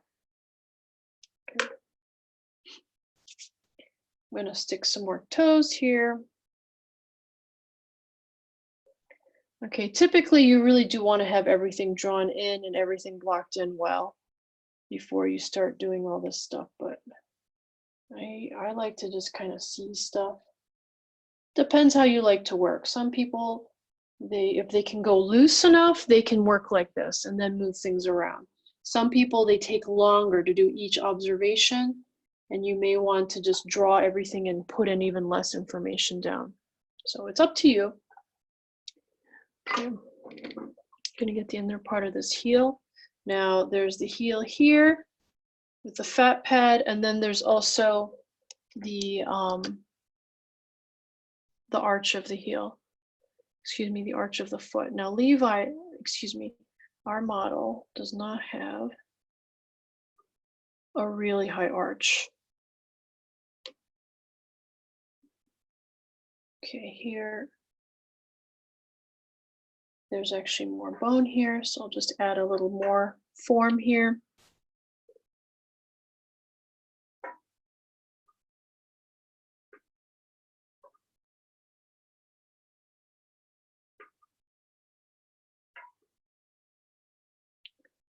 Okay, then I'll just draw a little bit in here so that you can see that there is some form here, but it's not a really high arch. Okay, right there. All right, so now this is like starting to stand. I want to get my core of this body more resolved. So I'm going to put a little bit more thigh here, and then we're going to move on to the core of the body. And then we'll start getting those arms in too. So here you can see this part here. All right, so now we're going to get this area here. All right, so there's the pubic area, the genitals, right? So they've been compressed because of the bathing suit. So they're going to come out quite a bit because you have the abdominals, then you have the pubic, the genital area, which is it's kind of sitting on top of that area, the abdominal area. So got to be sure that it has the right depth. Okay, so this is where things can get kind of sloppy. You got to be sure that when you put this information down, that you continue to redraw your center line of your body. If you don't, you can get lost very quickly. So I'm going to start by putting some of this abdominal area here. So these are the abdominal muscles. Okay, so they have there's kind of like a little belly right here, where there's relaxation occurring. And then here you're going to get compression. So this is stretching out, and then this is compressing here on this side. So stretch, compress. So here we've got like the intestines in this area. So you got to think that the volume of that is pushing out against the abdominal area. It's called three-dimensional thinking, my lovelies. All right, three-dimensional thinking. So we're going to get these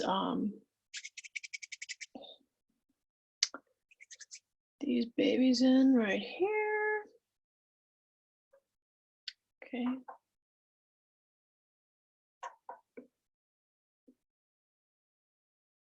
Get the side.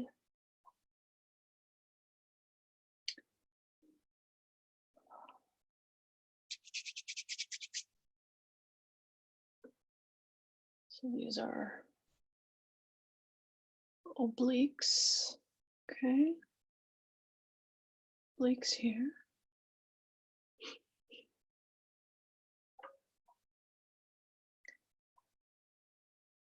And then they're just wrapping around this rib cage, the base of the rib cage. And then this part right here, that's the abdominals again. So Lex, this model here has kind of a softer belly. He's not holding it in, he's just letting his belly hang out. So I'm going to take a look at this profile. So if you look at this profile, you'll see that it's flat as can be. And let's move to see this profile of Lex. So you see that there's much more of this kind of outer movement right here. I'm going to make sure that that's really there.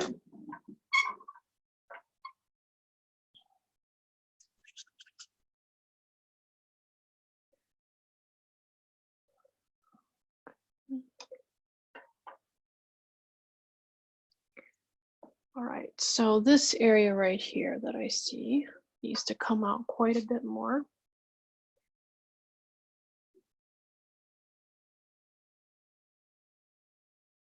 Ooh, hang on. Let me double check.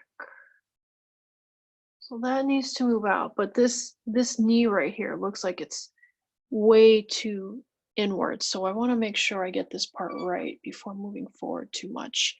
Let's get this kneecap out because it's affecting my perception of how far out his that his belly should be. Okay, let's check it again. Okay, it's better. Right, I'll just move some of this in here too. Okay, remembering this kind of pointy ridge. Okay, now let's get this belly out. So the back of his glutes is missing too. So let's get some of that too.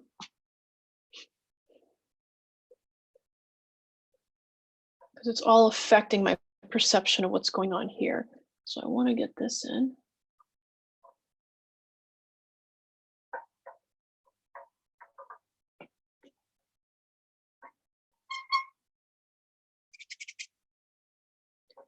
Now his flesh actually bulges around here. So I'm going to add a little here. This is where I see the bulge.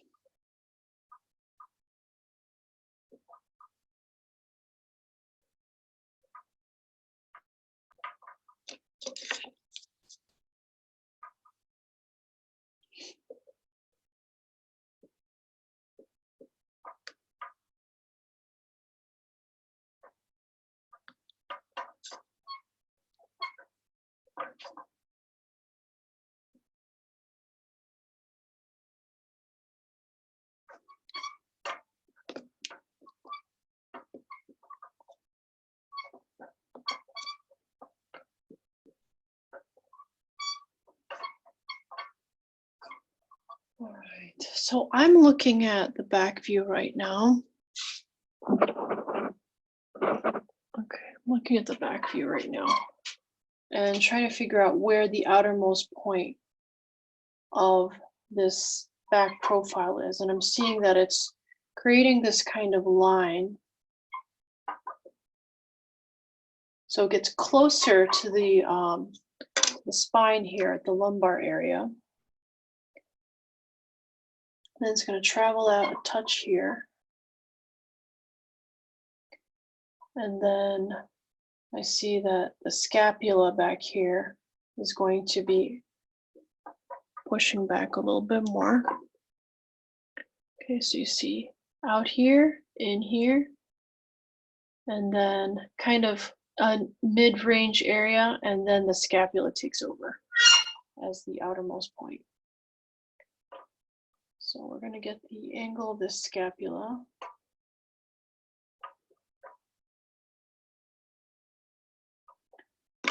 And remember, the scapula is resting on top of the rib cage. And the rib cage, because of its shape, is actually moving in this way.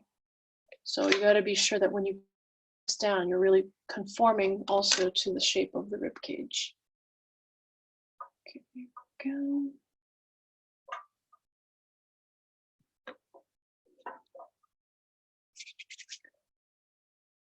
Now we're going to get this other scapula.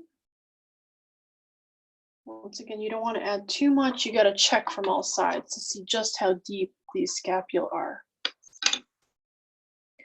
You're going to have to look at it from above. All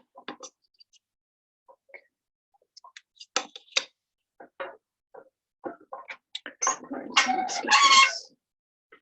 So now I'm going to look at Lex again.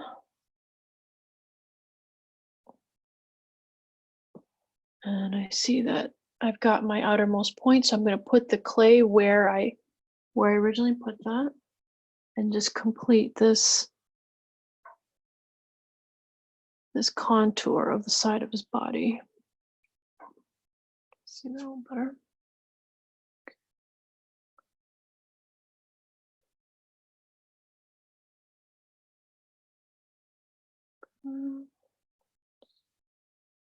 All right, yeah, this definitely needs to come out more.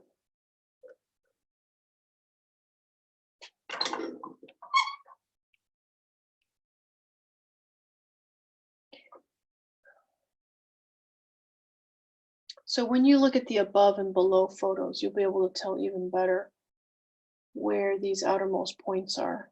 It's very important that you see that.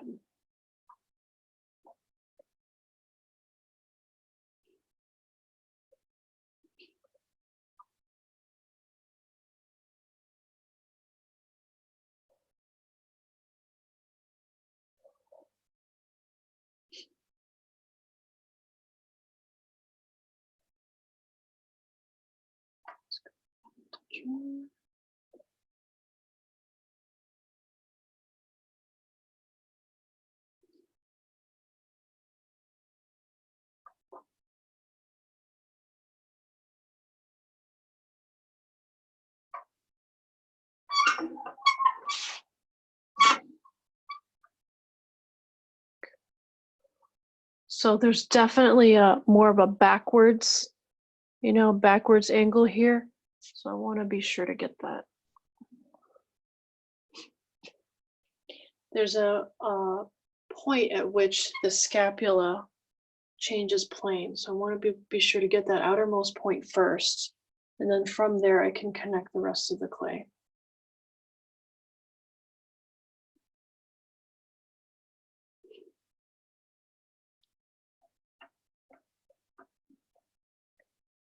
Okay, see like that. Now there's this form of the trapezius here. So it's like a diamond. So we're going to put some of that here.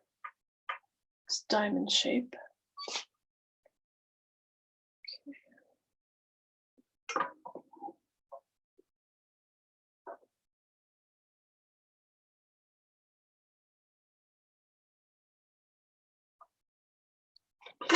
See that?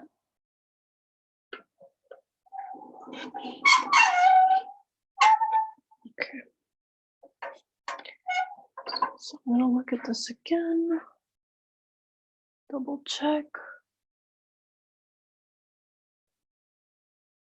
All right, I see that this foot needs to be rotated more this way, so I'll just slide the whole thing. Okay, now my profile's looking a little bit better.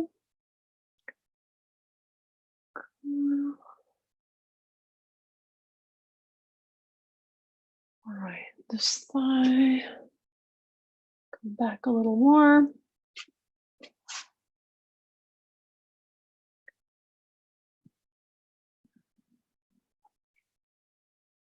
And then here there's like the bulge of his flesh coming out from underneath that bathing suit. So we just want to get this part out more. And then there's just a little bit more here.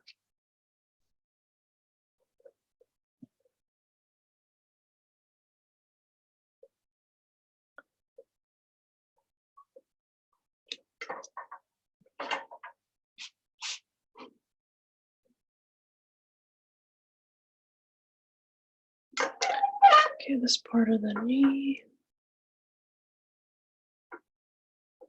This here.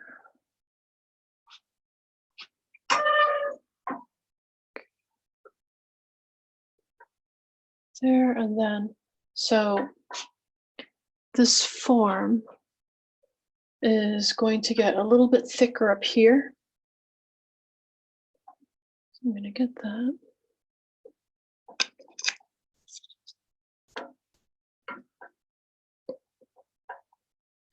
Like that.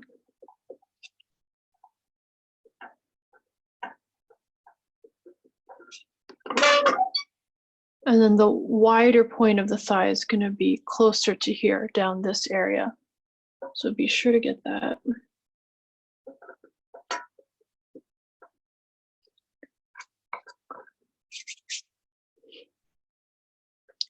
And then here it's going to get a little thicker.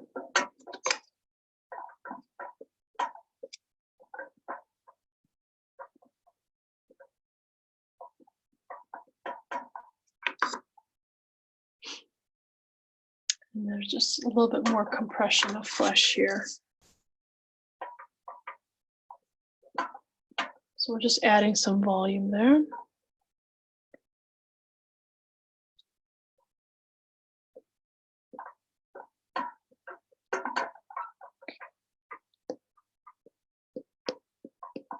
Right, now I'm going to add some more of this other side of the body.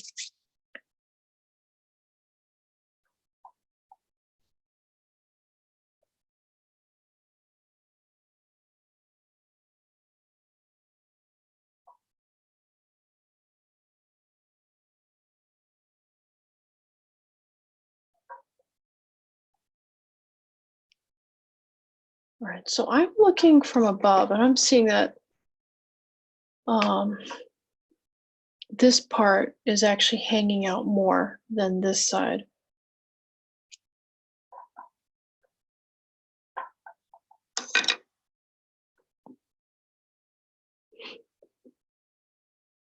So it's kind of like tighter here. And then the rib cage is getting, it's like everything's getting pulled there. And then here, everything's kind of hanging out.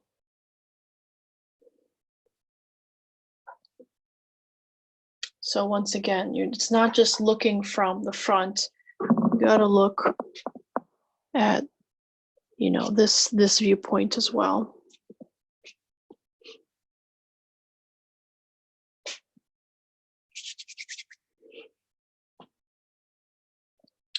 So there's this general shape of the flesh right over here. Okay, and then here, there's this movement like this. Okay, and you'll see that shadow change on the front view. You see right here. Okay, and then you're seeing it here.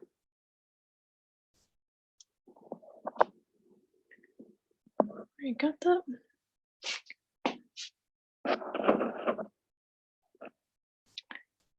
Okay. So you see, starting to cut in there.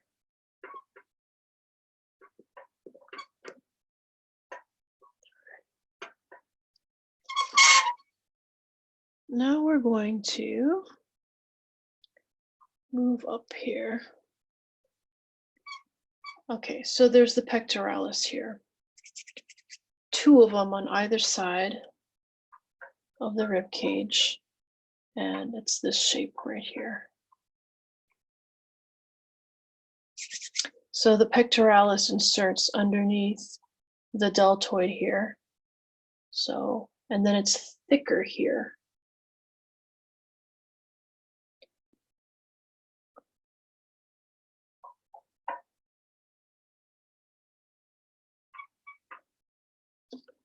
So here we go, like this, like this.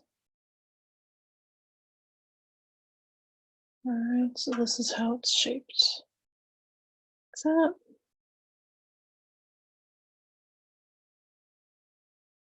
These are the muscle bellies. Okay, that's how they look. All right, and then they get stretched underneath here.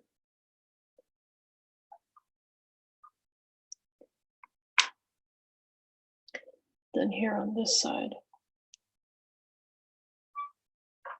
It's like that too. Okay.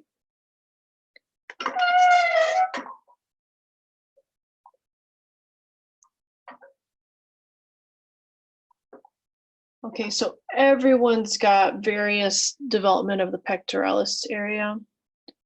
So on Lex, it's kind of thicker here and then here. And then here at this plane, it recedes back into the rest of the body. Okay.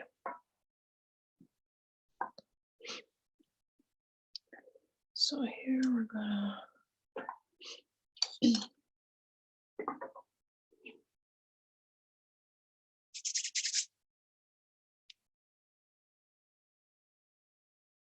all right, let it be there. Now I'm having a hard time gauging all this because the width of the shoulders is too narrow. So I'm going to widen the width of the shoulders. I'm going to keep going.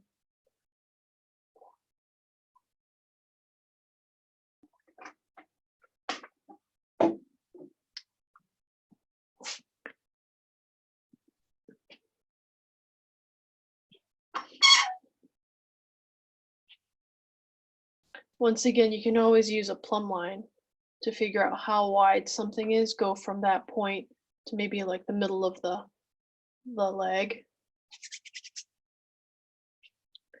Whatever works for you.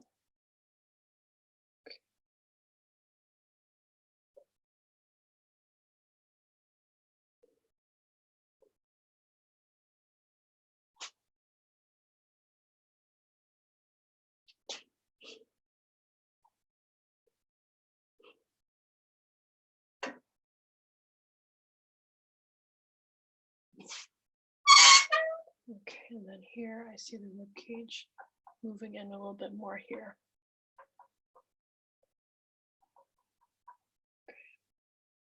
Okay.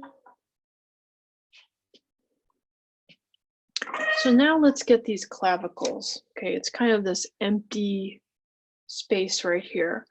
You want to get this area of the throat. He has an Adam's apple, and it's going to be this kind of pointy piece in the front of the throat. So I'm actually pinching this clay and making it kind of triangular and sharp. That way I can get just the profile, and then after that I can fill in all the rest. So we've got that central point. Now I want to get my clavicles in. So the clavicles are going to be thicker and rounder in the middle, you know, and they're on either side of the sternum here. And then you see that swoop up. We're going to be sure we get that swoop up.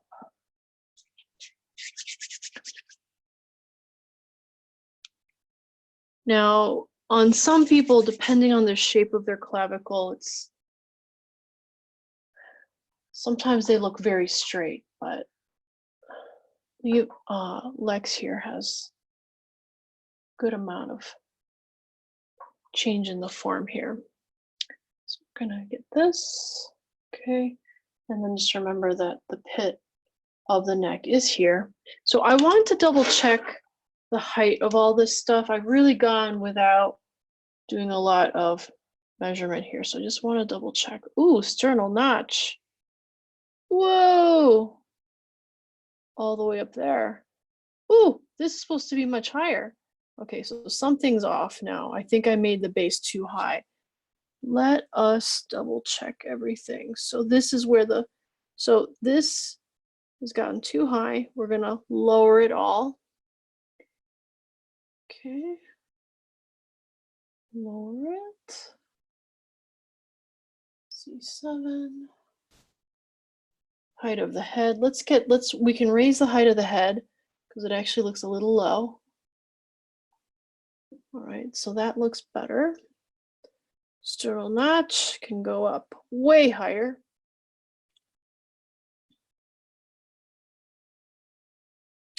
So we'll raise the shoulders first.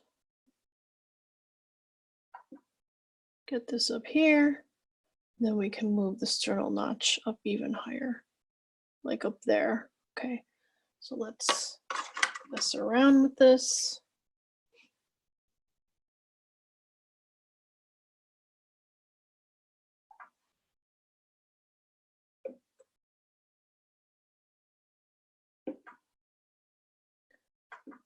This here.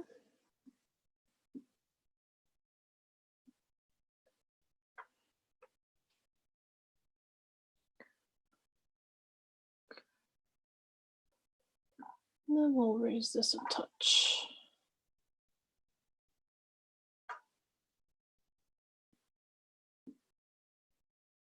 Okay, and I'm actually pushing this back because you remember that this is like a Cupid's bow. This part is farther forward, and then on the sides here, it goes back.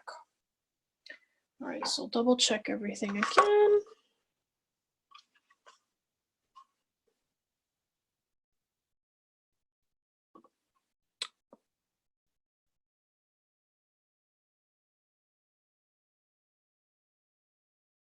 Right pelvic point I have here. Left pelvic point here. Because if I were to keep it here, then have the right pelvic point here, sternal notch up here, and then the head up here. You know, I think I'm going to keep this base the way it is. Because I'm looking at the right knee, looks okay. Middle left knee actually looks okay too. Pubic bone's supposed to be up here, which is okay because the genitals will be dropping off of that point. You know what? I'm just going to raise all this. This is why you got to keep it all loose. All right, sternal notch all the way up here. My goodness. What was I thinking?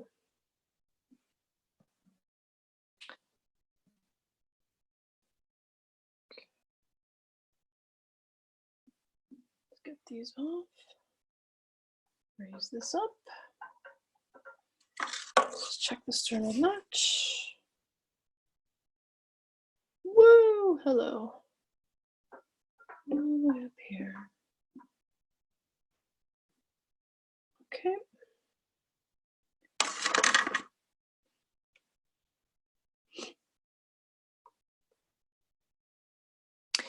Oh wow. So the relationship, the angle between this sternal notch area and the shoulders is actually not that dramatic. So it's not creating a really dramatic V. It's very, very slight. So it actually doesn't have to raise the shoulders that much. Okay. All right. There we go. Okay.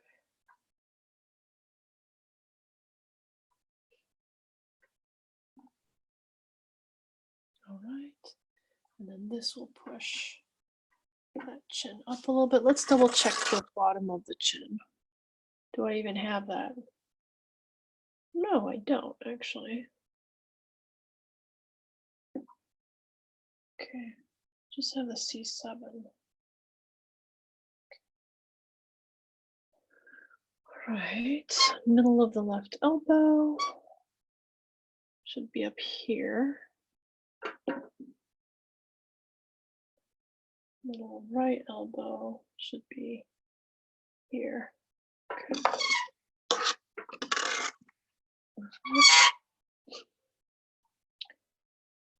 Okay, let's double check everything again. So I hadn't really filled out this profile of the body, and because of that, it's kind of like this wonky kind of shape. I'm really gonna work on that now because now that I've found that this sternal notch is supposed to be so much higher, it really makes me question um, the thickness of this body. Because now that it's all the way up here, this looks way too thin, right? So now I'm gonna start to really move it out. All right, we're gonna start with the back.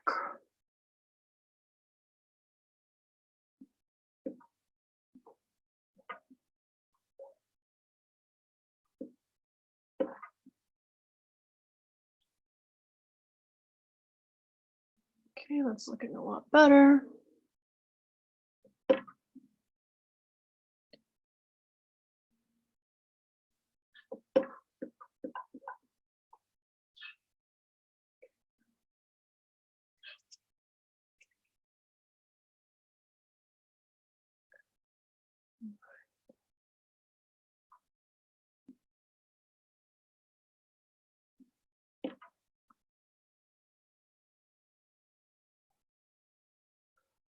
All right, so the pectoral area,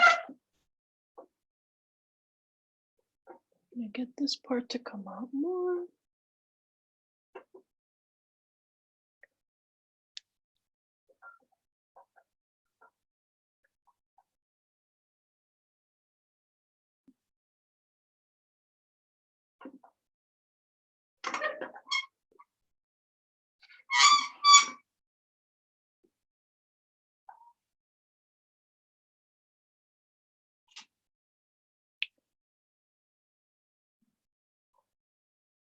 Oh yeah, if you were to draw, so I had this outermost point of the pectoral muscle like down here, and then that's where the belly button's supposed to be. If you look at the triangle shape from the two nipples to the belly button, you'd see that it's a really low triangle. So look here, right? Look here to see how, whoop, right, to see how this triangle looks. You see how it's really tall compared to the one that would have been here? Okay, this is like a shorter triangle, so definitely this does have to move up. All right, so we're in the right direction. Moving in the right direction. See, the issue with all this sculpture stuff is that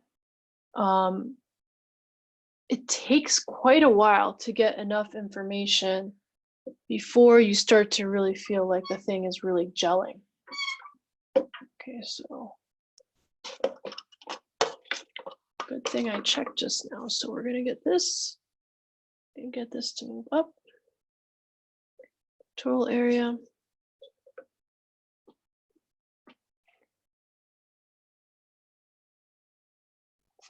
Okay, and then here, it's gonna protrude out.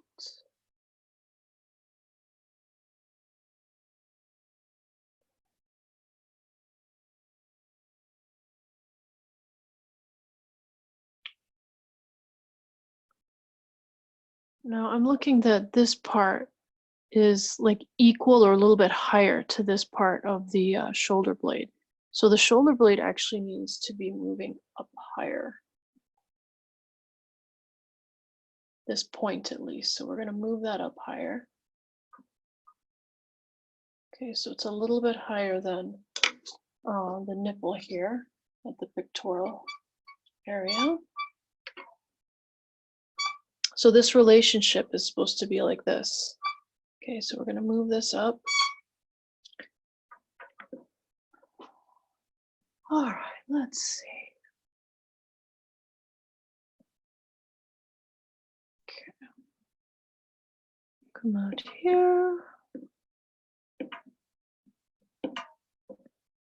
Okay. All right, let's get this belly to look a little bit more like his. Right now it's just too generic. So we're going to get these angle changes.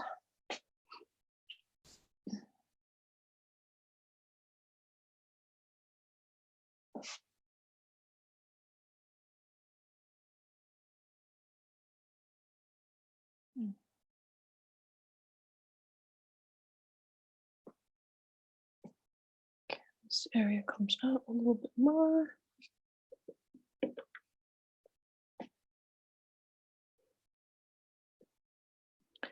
And then this definitely needs to come in a bit. And then the pectoral comes out.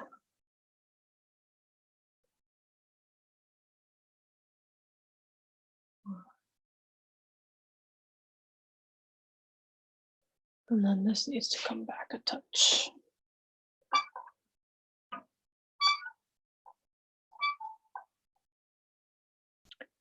Okay. And then now we're going to raise this part.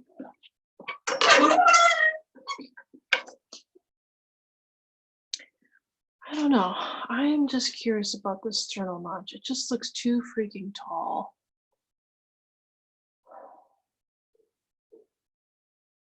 All right, so I'm just going to keep going. I'm going to wait. So right, remember how I said it just takes some time. I still feel like this just seems really freaking tall to me. Now, when this pelvis is this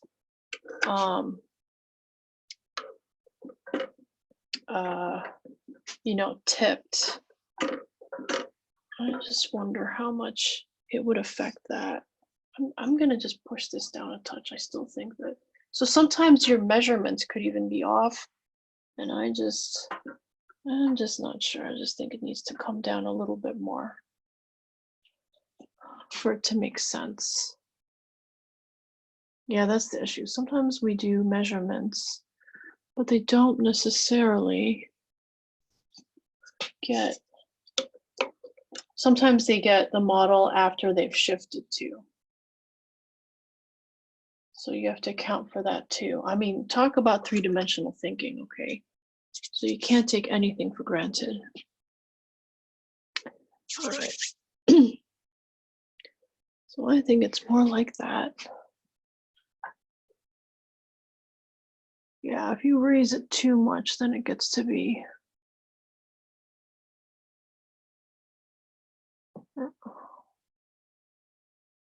Okay, and then this chin. Okay. So seeing this metal here is kind of distracting. So I'm going to start to fill this out a little bit. So if you feel the throat area, it's going to feel like there's this central tube in the middle. And then there are these two side muscles. It's the sternocleidomastoidus, which connects from the sternum, the clavicle, and then the mastoid process in the back. And it's going to create this V shape.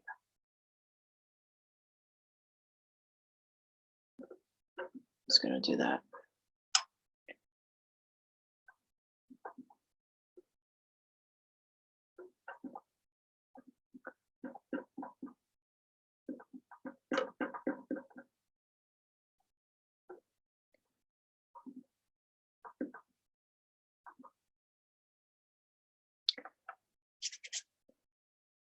And then let's get the zygomatic arch here. Process, excuse me. It's going to mark the width of the face. Let's get some of that.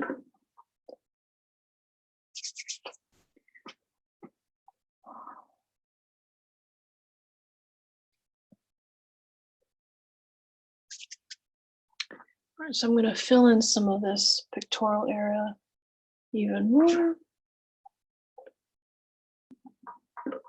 So the pectorals, right, in general, like I said, they're thicker around this area, and then they sit on top of the sternum. So believe it or not, people's rib cages can be drastically different. Some people have rib cages that feel like they're punched in the center. They actually are like hollow. And then some people, it's like really protruding out and forward. So it can be really tricky because unless if you look at the model from various viewpoints, you might not actually be able to tell what the shape of this pectoralis is, because the rib cage can take on very different shapes. So it's very important that as you work with this, that you find these forms by looking from the front, back, sides, but definitely top and bottom views. That is really, really important. Okay, so there's going to be kind of a hollow here. So it's going to be a little bit more hollow here in this area. Okay, that's where the clavicles come in. All right, so they're out more here in the front.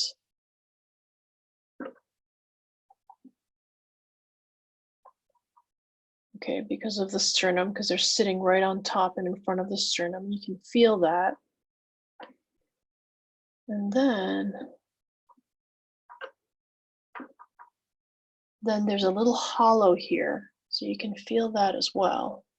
And then at this point, right around here, you're going to get the deltoid.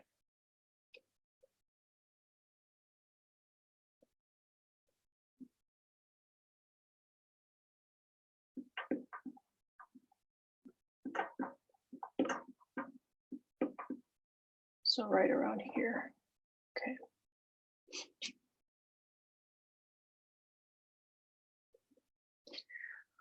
Okay, let's see. No. I want to start making some of this face. So there's the cheekbone here.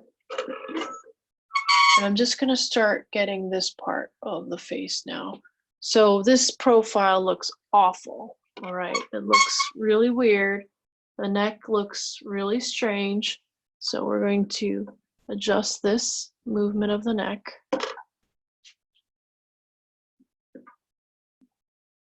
And you see that it's a general angling forward like that. We do not want a stick for a neck. Okay, we don't want this straight stick. It's horrible to look at. Okay. All right. I'm still feeling like these angles are not working. Okay. All right, I see why. So this has to move back, or the rib cage to move back a little bit. This needs to move back. So everything's going to move back. And then these clavicles, right, they're sticking out too far forward. So I'm going to push them back as well.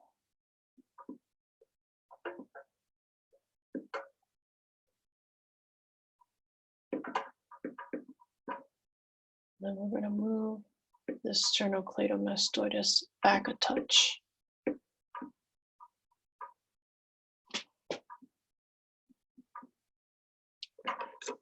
Okay, and then the back of the neck is going to move here.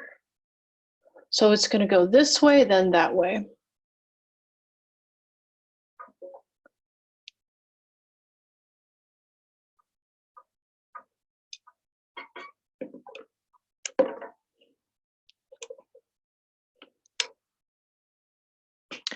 And then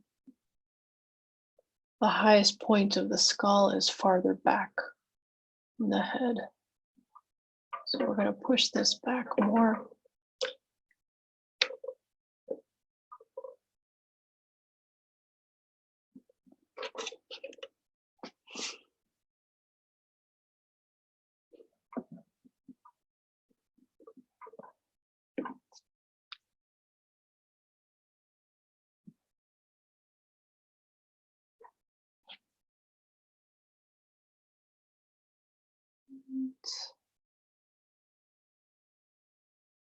Okay, this feels a touch too tall. I'm going to drop it a little bit.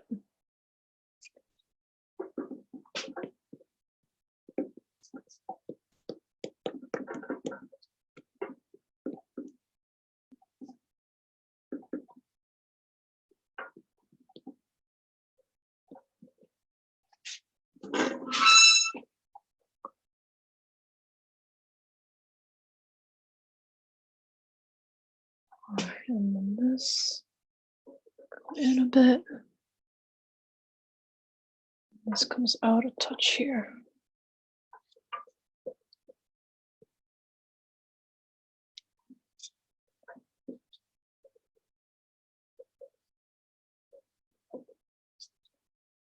Okay, so here we go. Now I'm going to start drawing in where I see that forehead because this just looks ridiculous. Okay, remember, it's good to have something in there, right? So you can start to just think about what's going on here, but do not think that anything is correct. You've got to change and change and change and keep looking at the whole thing all over again as if it was brand new. So it's really a good practice in present moment awareness. You're not going by your memory of remember I told you you'll learn how to memorize angles, right? But this is different. This is not about memorizing angles. It's about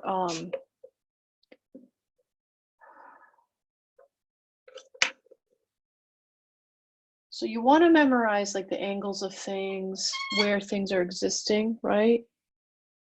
To just put the information down. But as you work, you don't want your memory to become so strong that your mind starts to rigidify and you stop really looking at the sculpture and the model. So right now I'm actually feeling that's happening. I feel like I've worked on this side too long. So I'm going to just put some of this arm in and then I'm going to move on. So I'm actually going to put the hand in right now. So you know when your mind is starting to rigidify, when you're having a hard time seeing. Okay, you'll be looking and you'll be like, you know what? I can't even tell what's there anymore. So I've pushed this a certain amount, but I'm really not happy with the profile in this area. I really feel like something's really wrong. Really not understood yet. So I'm gonna wait to work on that, and I'm gonna put this hand on for now so that I can at least get this part in. Just double check. This hand actually needs to come up here. So it's gonna come up at this level. So I'm actually gonna cut this off right now. I'm not liking it.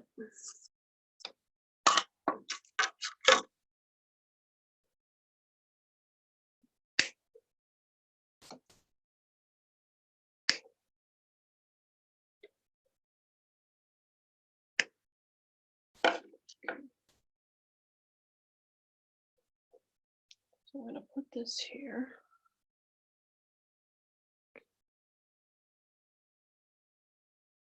All right, now I'm gonna wrap this right here. So when it comes to adding a hand armature to a sculpture, you really want to be sure you've got some excess wire on here so that in the case you have to elongate it or shorten it, you have enough material, enough wire to move it around. So I'm gonna bend this so that it's the general shape of the hand. And you just have to know that you're gonna have to cut these fingers. But I'd wait a second, like maybe this finger right here, we can actually get it to go into the body. But you know what, actually, there's actually a gap there. I think for the sake of making sure that this holds in space, I'm gonna actually push this middle finger into the body, just shove it right in there. And then the rest of the fingers can be free form. So I'm gonna cut a little here. All right, watch out that you don't cut too much. If you do, then it's kind of a mess. All right, then I'm gonna look at this from the side. Okay, So this is here. Just double checking the angle of this. Here, here. And then this pinky moves in more. Okay.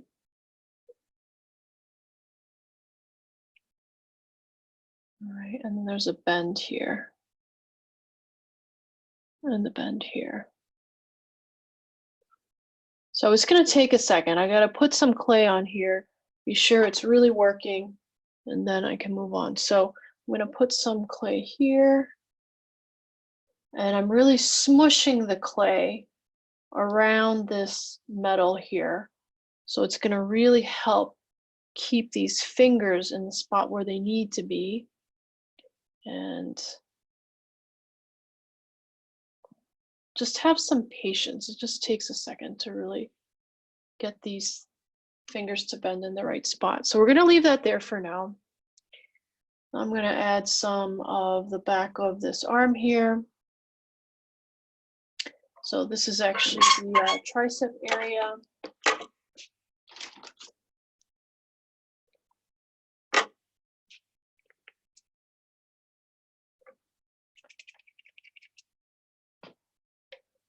Now I'm looking at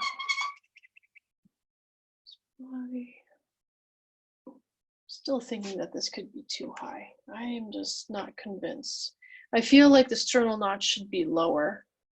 And my guess is because I've got a stronger tip here, which will bring down the sternal notch.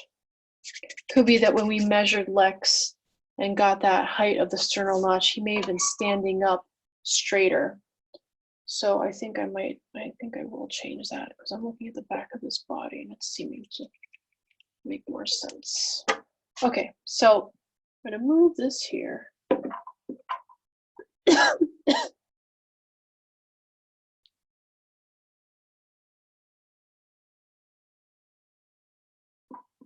right.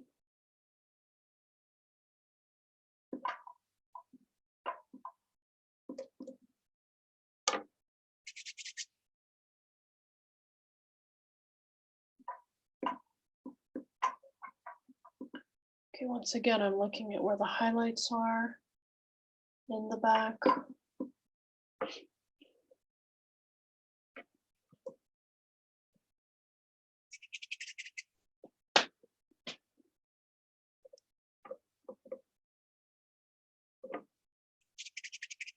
right, so the elbow, point to the elbow. I believe is like all the way up here. So here in the back, you're gonna get, it's gonna be tighter, right? Remember the apex of that triangle, so it's gonna be tighter here. And then here, the muscles of the triceps, they're gonna be hanging. So it's gonna feel rounder back here. So, so you're gonna feel that in the front part right here, where the bicep area is, it's gonna be hanging, just like the back, but it's gonna be a little bit sharper in the front and it's gonna be wider in the back.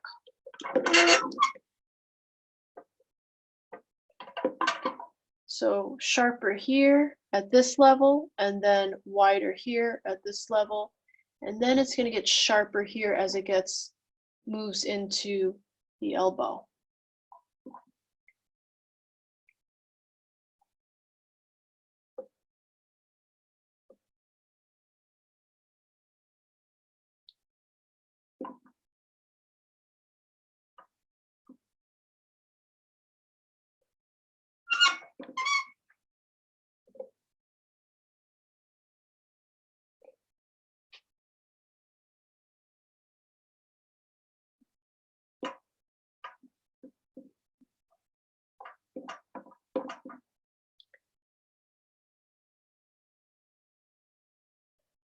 All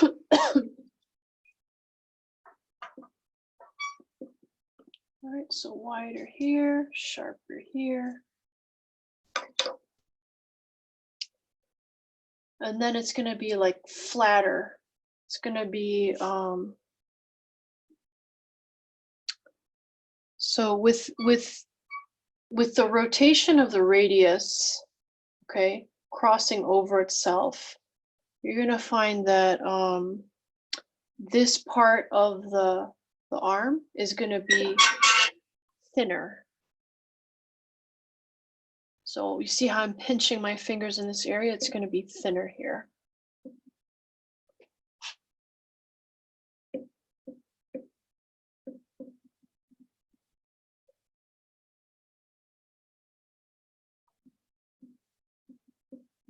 So it's kind of like a spiraling kind of form that's happening here. See how it's flat here on this side, and then it rotates around, and then it's thin, and then it moves into the wrist, which will be the flatter. It'll be flatter here, right? So it's gonna be flatter here. So it's like a spiral.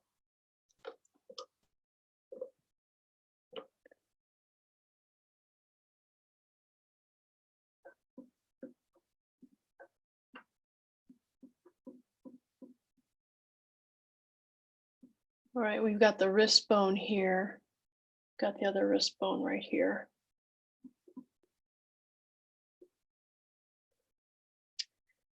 Okay, so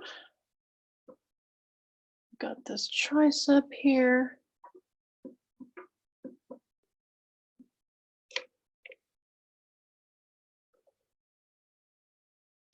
And there's compression here, so it's gonna feel flatter, right? It's gonna be a little bit flatter. It's gonna be flatter up here.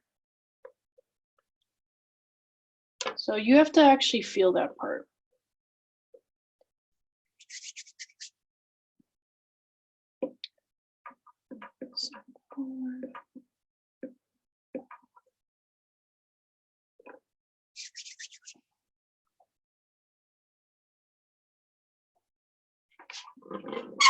Okay, and then here we've got our deltoid.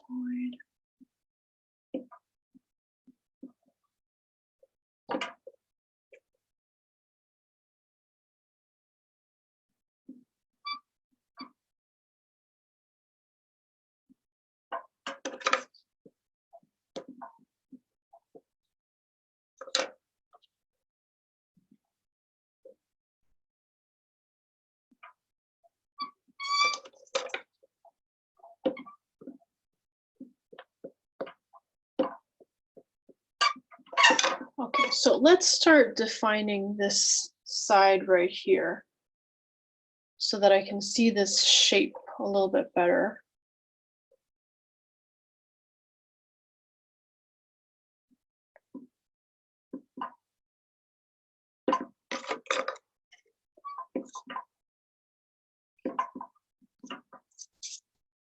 So this is kind of a diagonal right here. Pull this in. And what's going to happen is there's a form here, and it hangs a little bit here. So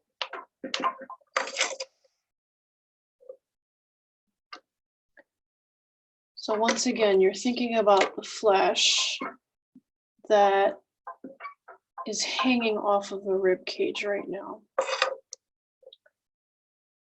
So there's the latissimus dorsi here. So it's shaped like this. Draw this out. So it's shaped like this, and it inserts into the armpit area, and then it's also here as well. So you're actually gonna, and then it goes in like right here. So, and it's on the same side. It's the same thing on the other side too.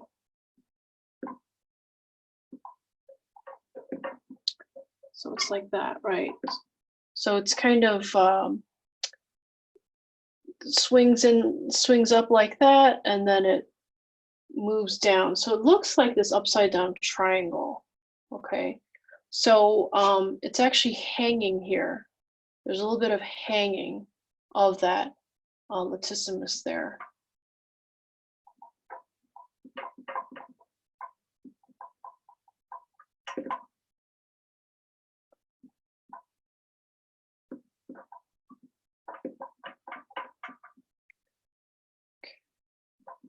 And then now we're going to start sculpting some of the sides here, which is like the obliques.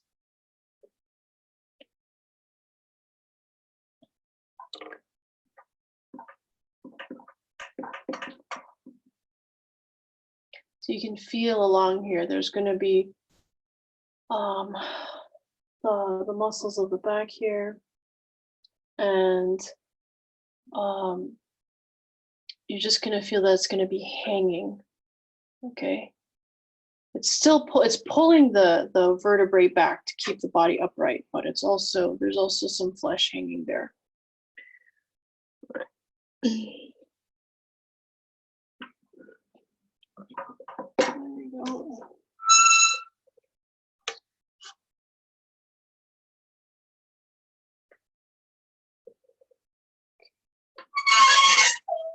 There we go.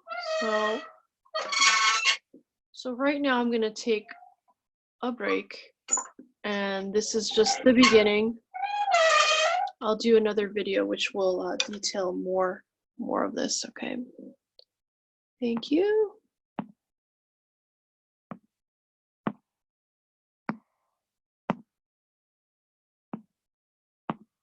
Come on.